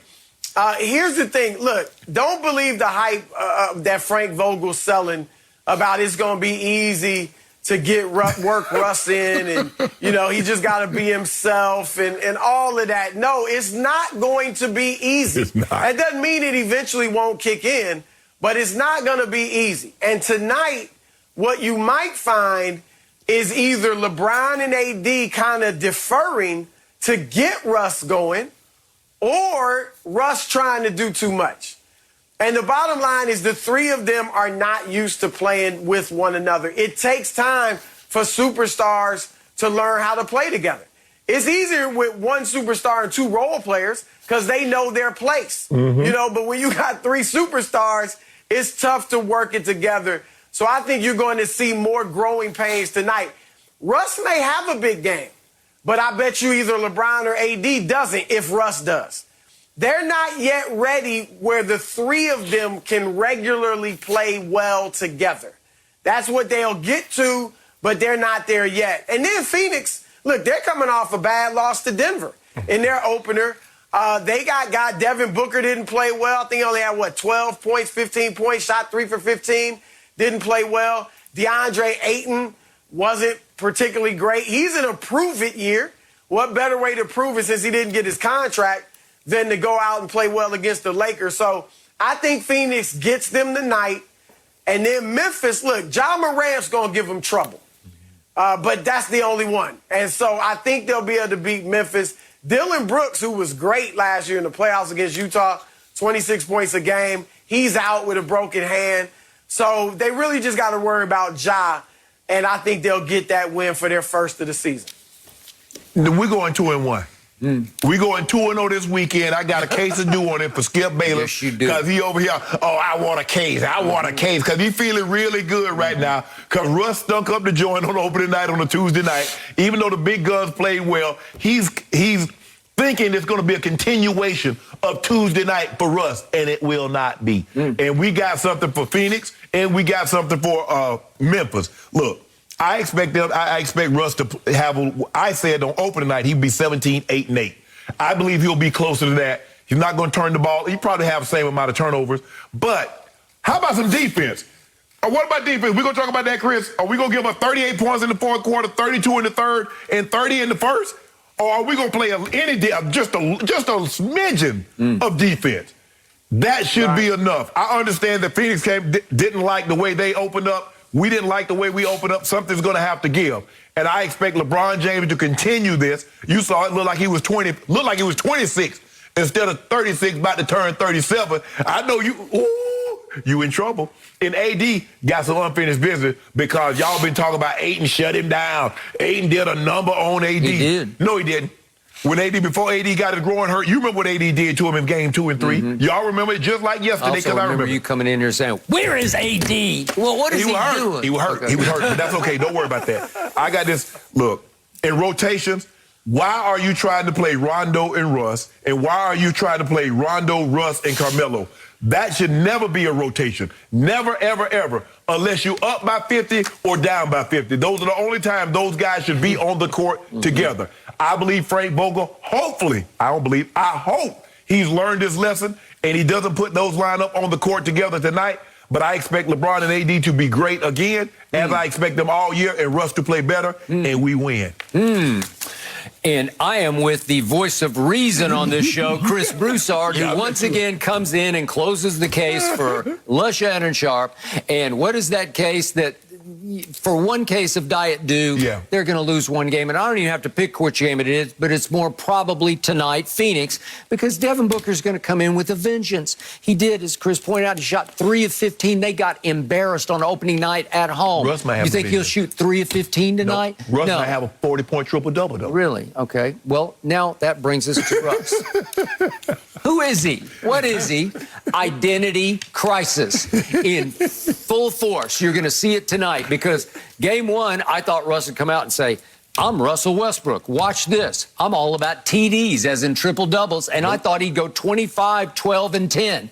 And instead, he's been on such a hot seat. He's taken so much criticism, principally from me, like, who are you? How do you fit here? Because you don't fit. And he said, okay, watch this. I will defer. I will sacrifice.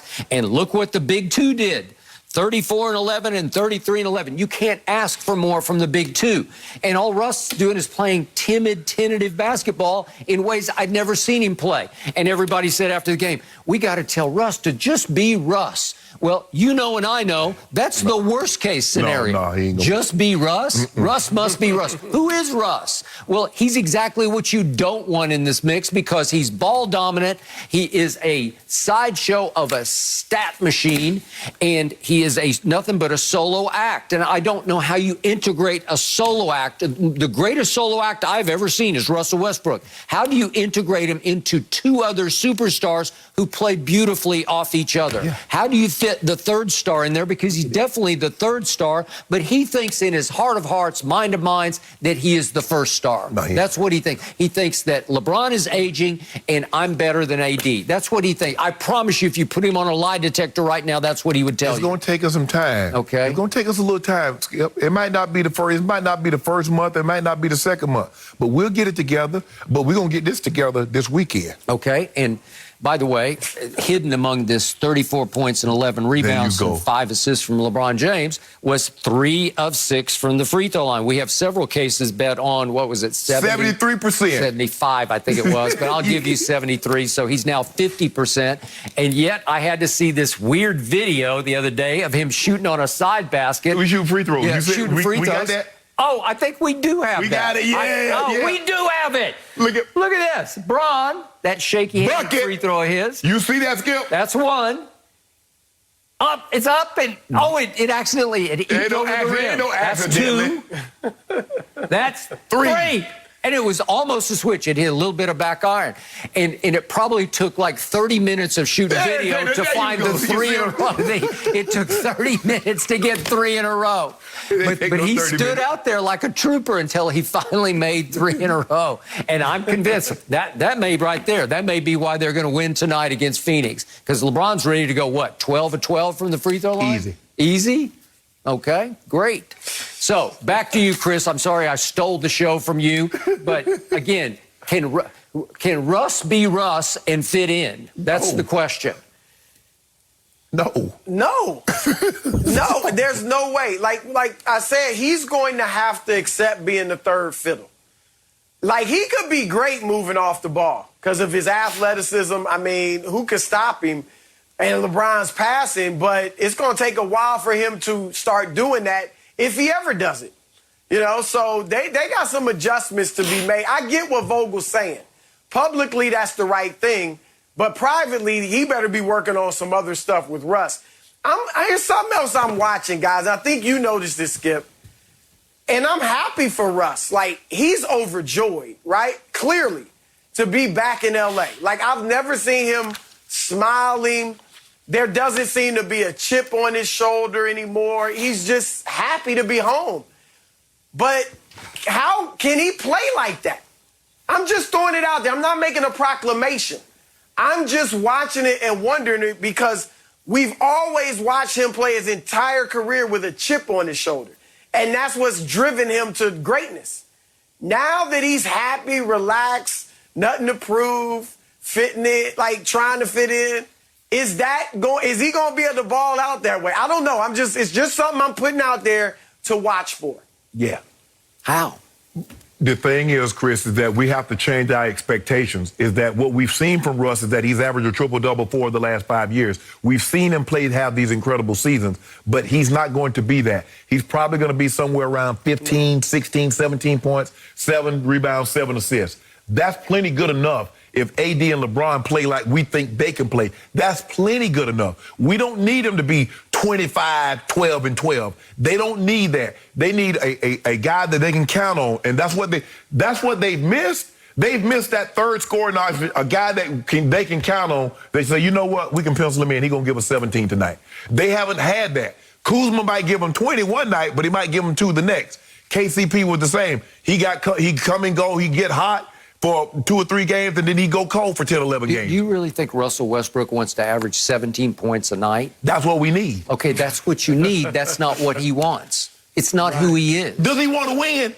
Is that what he wants? I've never thought so. I thought he prioritized statistics over victories. That's what I believe. I don't believe he's going to prioritize that now. Yeah, well, maybe tonight LeBron and AD need to defer to Russ. No. There you go. There you see? He's just talking like that, Chris, so he can try to win a case to do. Talk about defer to Russ. You know good and well, LeBron and AD not about to take no back seat. Nor should they. Well, they didn't take one the other night, and they went to your restaurant because they got an L, right? That's all right. Hey, guess what? We're going to be right back in business tonight, though. Yeah. Okay, Yeah. You better be. Wait till we get to the Clippers. It's just going to take some time for this Lakers team, but eventually it will get better. Chris, It will. Thank you so much for joining us. No mercy. Start Saturday strong with America's favorite free game, Big Noon Kickoff. Then the 6th-ranked Michigan Wolverines look to continue their unbeaten season against the pesky Northwestern Wildcats in the Big Noon Saturday Game of the Week. It all starts tomorrow morning at 10 a.m. Eastern on Fox and streaming on the Fox Sports app. Kansas City and Tennessee are squaring off this weekend, and according to Fox Bet Sportsbook, the over-under for Derrick Henry's rushing yards against the Chiefs is set at 126.5. Henry is leading the league in both rushing yards and rushing touchdowns, and he's currently on pace to threaten Eric Dickerson's single-season rushing record. So, Shannon, will Derrick Henry go over or under 126.5 rushing yards this weekend? Skip, this is ridiculous. I cannot believe Vegas set this line. I don't think people realize what Vegas did with this. This is the equivalent of saying Tom Brady over-unders 385 to 400 yards passing. More 400, I would agree. Skip, this is ridiculous. It's ridiculous. 126.5 yards, but when you got the league's best rusher and you got the 27th rush defense, this is what the expectation is. In the age of the pass. Thank you. And this is why I think Derrick Henry's going to get a lot of MVP votes, Skip, for the simple fact of in a passing league, he's doing this. Skip, I'm glad Derrick Henry got his money. Skip, this guy's on pace to carry the ball 459 times, which would shatter the record. I think Larry Johnson has the record at 416. And remember, once he did that, Skip, he was never the same. Nope. You get... That was Coach Herm did that. And I'm talking about young, all these guys, when you look at Larry Johnson and James Wilder and Jamal Anderson, Eddie Anderson, DeMarco Murray, Skip, all these guys were 26. They got to that point of no return. They were never the same guys. Agreed. But he's going over 126.5. You really think so? Oh, absolutely. Wait a second. They're playing your Super Bowl pick. And then my Super Bowl pick is 27th in rush defense. But here's the thing, though, Skip, is they're going to give him the touches. It's like a receiver. You know Devontae is going to have numbers because Aaron Rodgers is going to give him targets. You throw a guy enough targets, he's going to get numbers. They're going to hand this guy the ball 25 times. Yep. And I just don't see how they keep him under. He's averaging 145 yards over his last 5 games. 145 over his last 5.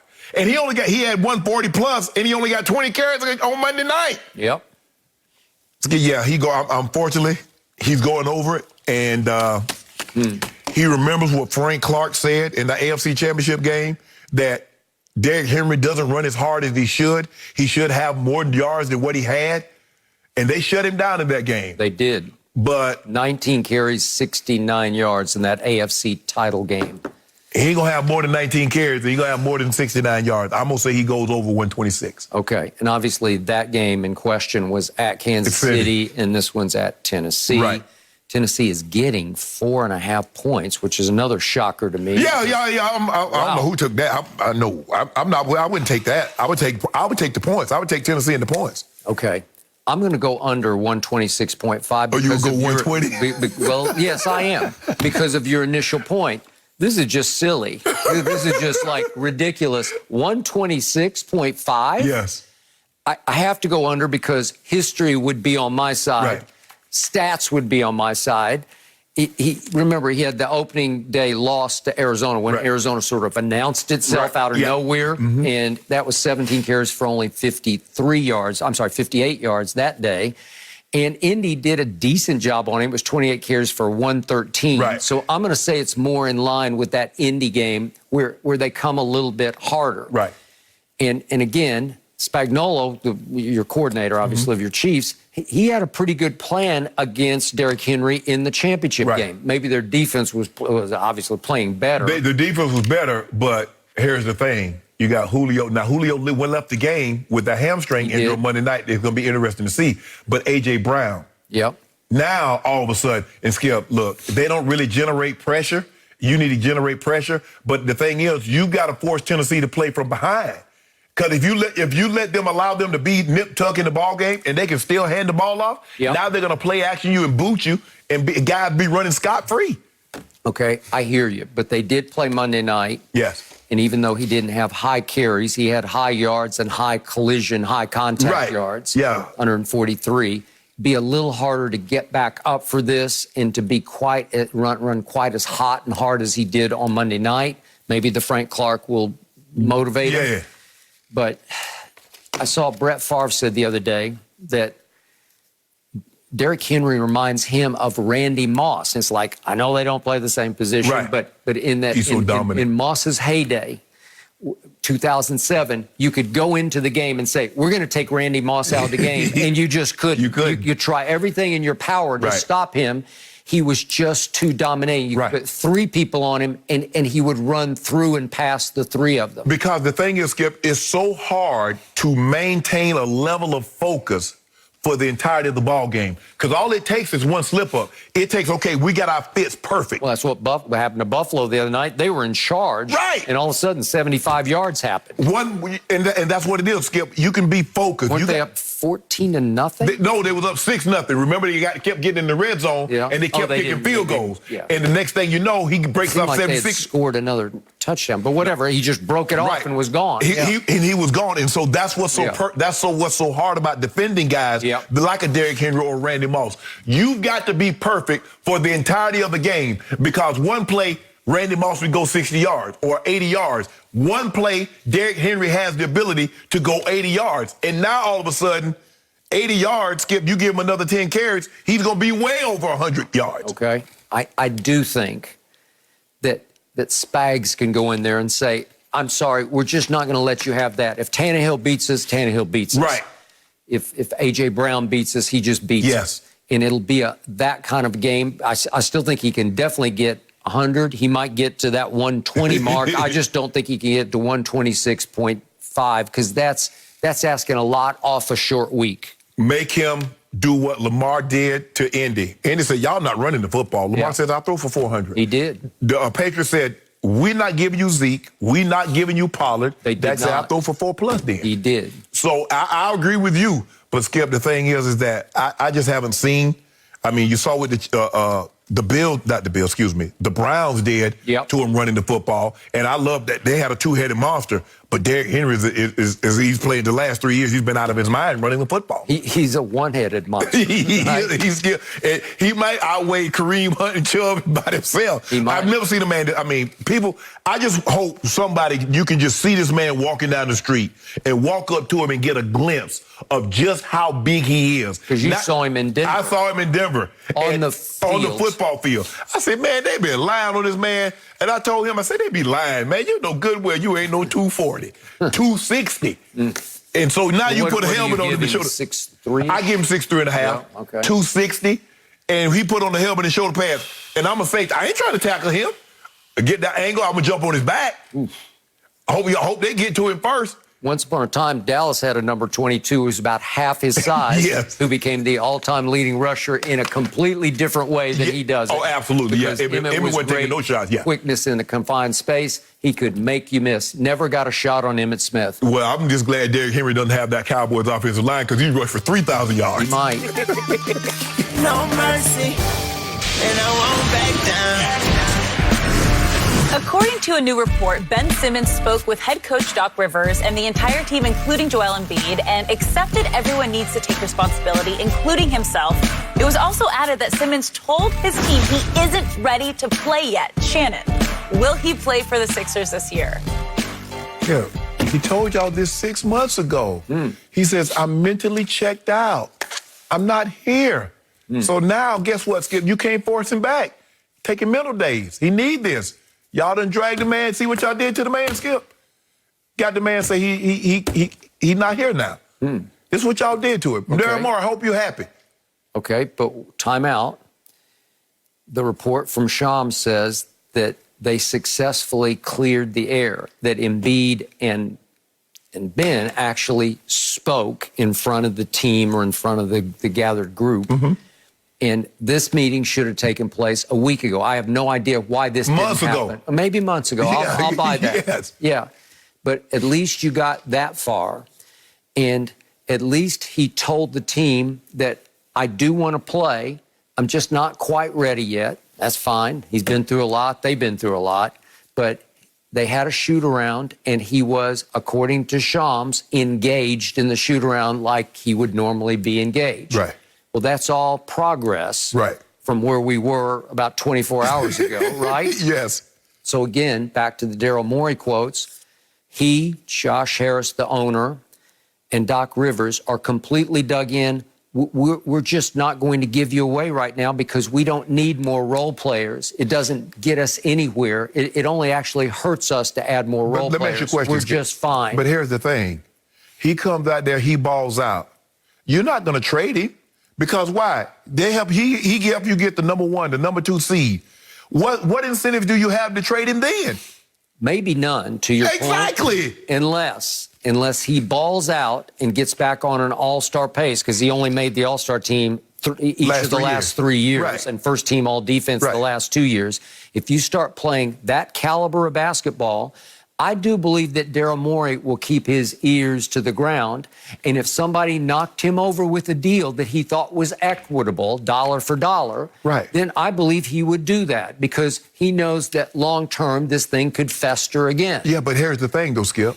The only thing that you can hope for is somebody start to lose. You hope that Dame Lillard become disgruntled. Okay. You hope Bradley Beal becomes disgruntled. Things happen. They happen. But it doesn't. First of all, he has to revitalize his value by actually showing people, I'm back, I'm playing basketball, and it would help for him to actually get to the free throw line occasionally and maybe make 60% of them. But Bradley Beal has shown me no indication that he wants to leave the Wizards. He never has. So many people have tried Bradley Beal. You keep hearing the name coming and trading. Bradley Beal like, I don't know where y'all getting that from. I ain't trying to go nowhere. Dame just reiterated the other day that I'm in Portland because of Chauncey Billups, and I don't have any intentions of leaving. So I don't see Dame leaving, and I don't see Bradley Beal. Those are the only comparable guys. But when you least expect it, stuff happens. You know it, and I know it. Sometimes things open, an avenue opens that you don't see coming, but it's not going to open.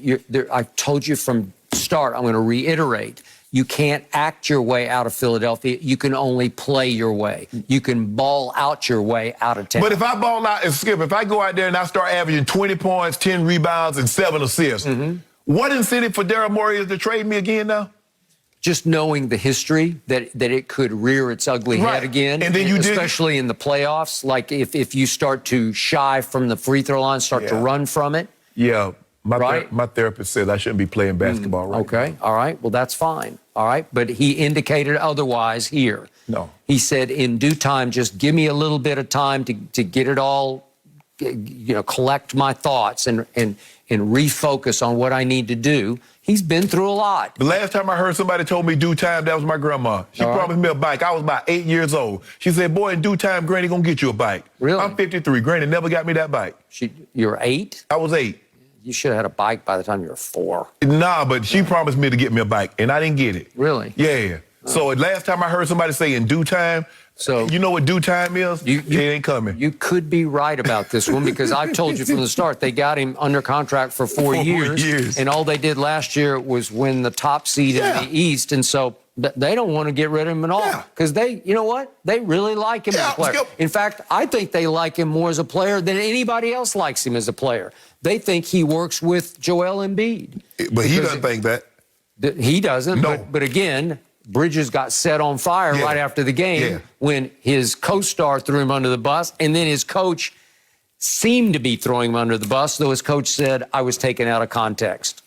Joel, I take back everything that I said. Okay, well, I didn't mean anything that I said. Yep. You know what happened when people cross. You know what that means, Skip. Okay, I got it. But I told you from the start, he's going to play for the Sixers this year. He will play. Want to bet? He will play. Skip, I'm not there. And, talking to people that's concerned about my well-being, they don't think I should come back. Oh, now you're talking for Ben. Yeah. Okay, I knew you're not exactly a client of Clutch Sports. You're actually part of the power structure of Clutch Sports. There you go. No, Skip. I'm just saying, it's Skip. you, Rich Paul, and LeBron. No, I got no part. I got no part. Yeah. So you're actually speaking for Ben Simmons. I'm just saying, at this point in time, Skip, it's things, and people are more conscious of their mental health right now. And he says, I'm not there. I can offer you nothing right now with the space that I'm in. All right, but the point was, you said for a month straight, there's no way he's even going to show his face in Philadelphia again, and he did. Yeah. He came back, in part because he's got to collect some checks, right? Yeah. Okay, and I'm good with that. And then all of a sudden, we go through another bout of this, and we got a weird back issue, which is I'm not buying, but that's fine. You're not back, Saucer. Then his GM goes on Philly radio yesterday and says, no, I'm sorry, no. And you didn't buy a bit of it. You thought he was bluffing. I said he was spitting truth. No. Because they are not going to flinch off their position. You know good and well, you've gone to some of these races and slept in a bed and you wake up the next morning, your back is on fire. So the man just came and he slept in a bed, different bed. His back was on fire. You know that happens. Why you pretend like that? You cover baseball and pitchers all of a sudden they wake up and they got a stiff back or they got a neck or they sneeze and they pop the rib out. Things happen, Skip. Shannon, he's going to come around and he's going to play for the Sixers if he knows what's good for him, and this is what's best for him. My therapist just says I'm not there now. So 4 years left on your contract. Not half a year, not 1 year, not even 2. 4 years are left on this deal, and you owe the 76ers to come back. You owe it to yourself. You owe it to your career to come back and play at the highest level. It's going to take me about a year to get back in the right headspace. Right. Well, you know what? They'll just say, fine, you can go home and have at it. That's what I wanted to hear. Okay. And collect them checks. Yep. I just couldn't give y'all any more money. That's what I wanted you to say. Go home, and Ben, when you're ready to come back, come back. I'm not sure about collecting the checks on that one. Oh, whoa. No. I don't know. Oh, I don't know how you know how this works, but no.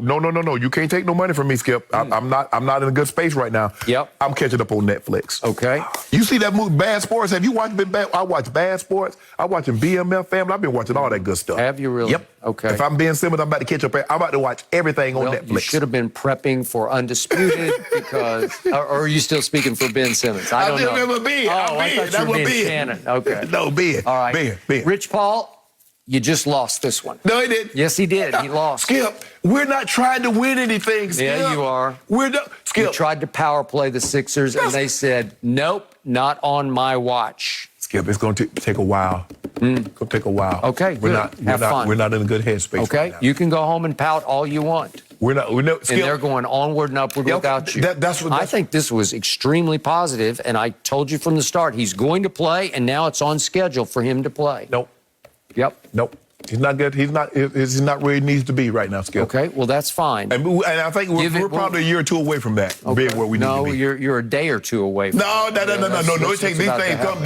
Like you said, they come and go. Yeah. No mercy. Now, the Browns won 17-14 last night behind backup quarterback Case Keenum and third-string running back Ernest Johnson. But a game lacking star power, people took notice that Odell Beckham Jr. didn't make much of an impact. OBJ finished with only 2 catches for 23 yards on 6 targets. Shannon, the trade deadline is a little over a week away, so should the Browns move on? I believe they should, and I'm very disappointed in my Broncos because that was a very winnable game. And if a team is down their 2 starting running backs, the right tackle, and their starting quarterback, there's no reason for that type of performance. So I'm very disappointed. I'm very disappointed in the Broncos last night. But Skip, yes, they should, because what's happened to Odell, Skip, he's starting to press now. And I think as a receiver, we've all been there, that we don't get the targets or we don't get the opportunities we think we should get, and then we start to press. And I remember going through stretches like that, Skip, where I wouldn't catch the ball clean because I was like, I got to do something with it. This is my chance. This is my opportunity. And next thing you know, whoop, whoop, whoop, I bobble the ball, I dropped it. Or I'm bobbling the ball and I don't catch it clean, and something that I could have spun out and maybe got 10, 15 yards, I catch it, end up catching it, but I get tackled where I caught the ball at. I just think Odell needs to be somewhere, Skip, where if he's not the number 1 option, he's the number 2 option, and he knows he's going to get X amount of targets.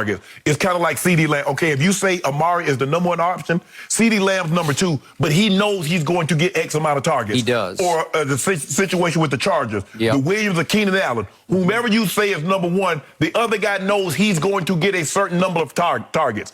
Well, that's what this needs to be for Odell.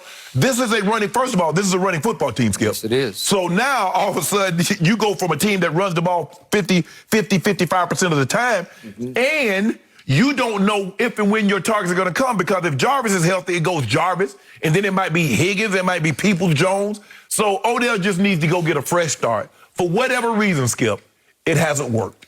It hasn't worked there's no way people say, it's been an absolute failure. And I'm not going to put the blame on Cleveland. I'm not going to put the blame on Odell. It hasn't worked. Odell needs a fresh start. The Browns need a fresh start. Agreed. Yet, are you sure, Mr. Sharpe, that Odell hasn't become spectacularly overrated at this stage of his career? Well, he hasn't put anything good on tape in the last 4 years. He has not. That's a long time, 4 years. Yes. And I still wonder exactly where Odell would be if he hadn't made that spectacular all-time greatest catch against my Dallas Cowboys. Yeah, but the man had a tremendous. He has his first 3 years in with the Giants with Eli was sensational. And yet they made it to 1 playoff game with Odell.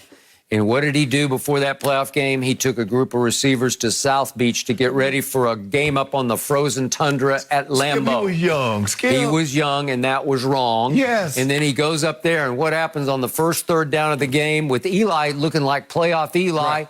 Hits him right in the hands on 3rd and 7, and he drops it. And then later in the first quarter, hits him in the back of the end zone in the hand, and he dropped it. No, Skip. And they lost, 35-18. They got blown out because they caught the Hail Mary right before the half. They did. Skip, nobody would have had a problem if Odell goes out there and balls out. It's kind of like the Jordan situation. Nobody had a problem with Jordan playing golf or going to the casino night before the game because he dropping 40 on your head the next day. You just got if Odell goes out there, drops 10 for $155 and 2 touchdowns, and they win the game, ain't nobody thinking about Odell on the yacht with Tim's in Miami. I agree. But when you play that type of game, People will mention it. As much as he likes Baker Mayfield personally off the field, never clicked with him on it. True. And I believe his heart was never in playing in Cleveland, Ohio, because he was in the big city. He was the Big Apple. What person you know moves from New York City to Cleveland? And loves it. Yeah, I agree. Yeah. I mean, you might get a job opportunity. Yeah, Skip. But just to I'm in the Big Apple, and you the toast of the town. All right. And yet it's become this for Odell. Yes. That he puts on a better pregame show than an in-game show because it's must-see TV. They should televise the pregame warm-up because he's one-handing them and behind the back and doing it.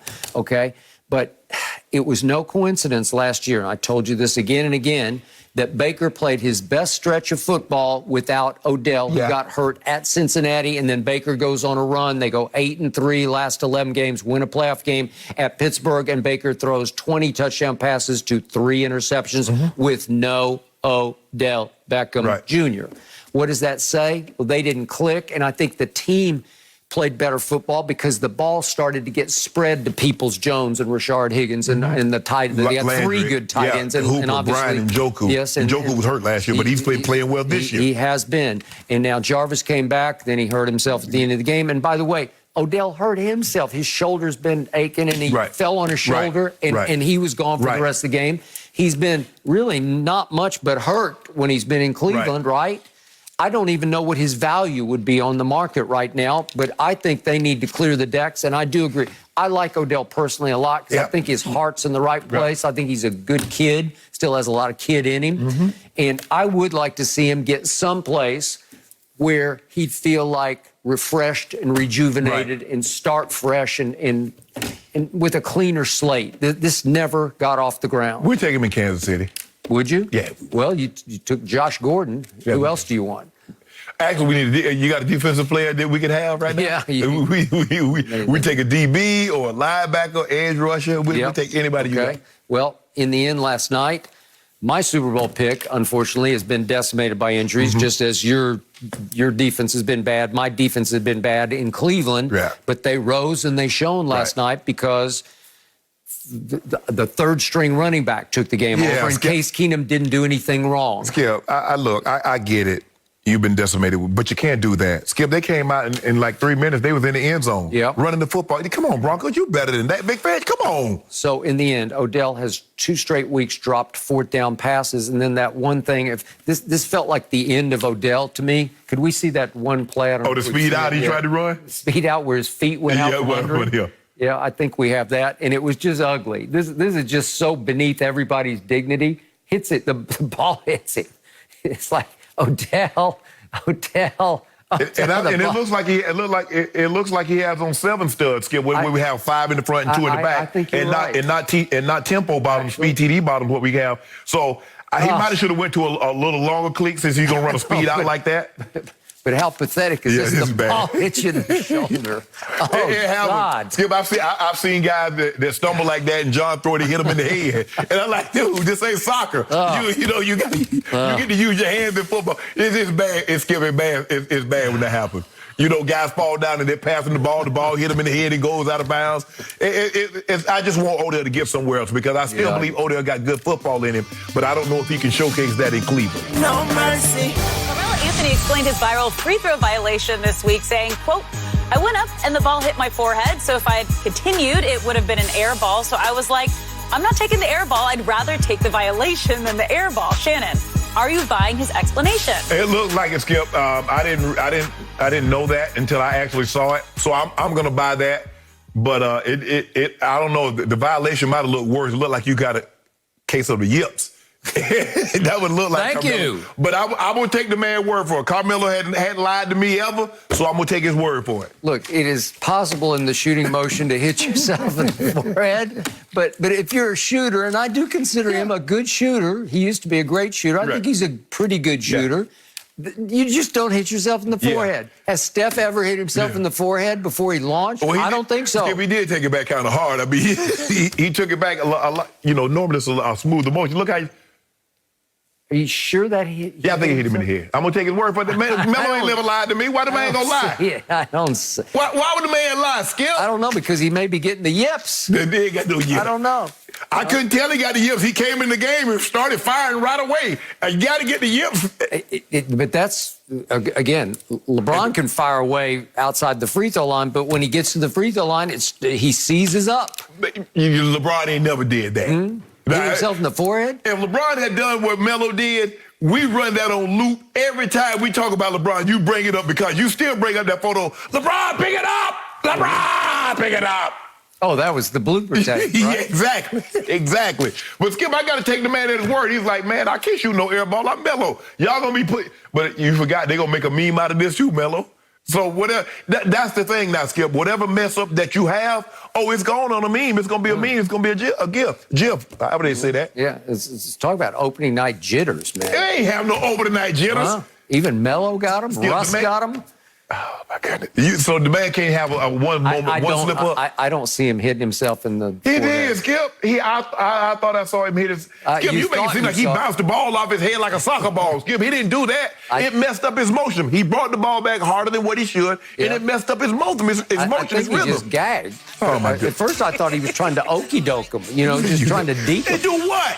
Put a Globetrotters movement on him. Skip, you didn't At least he laughed about it. Can only go up from here. That's all we have for you today. Thank you for spending your Friday morning with us. Don't go anywhere because the herd starts right now.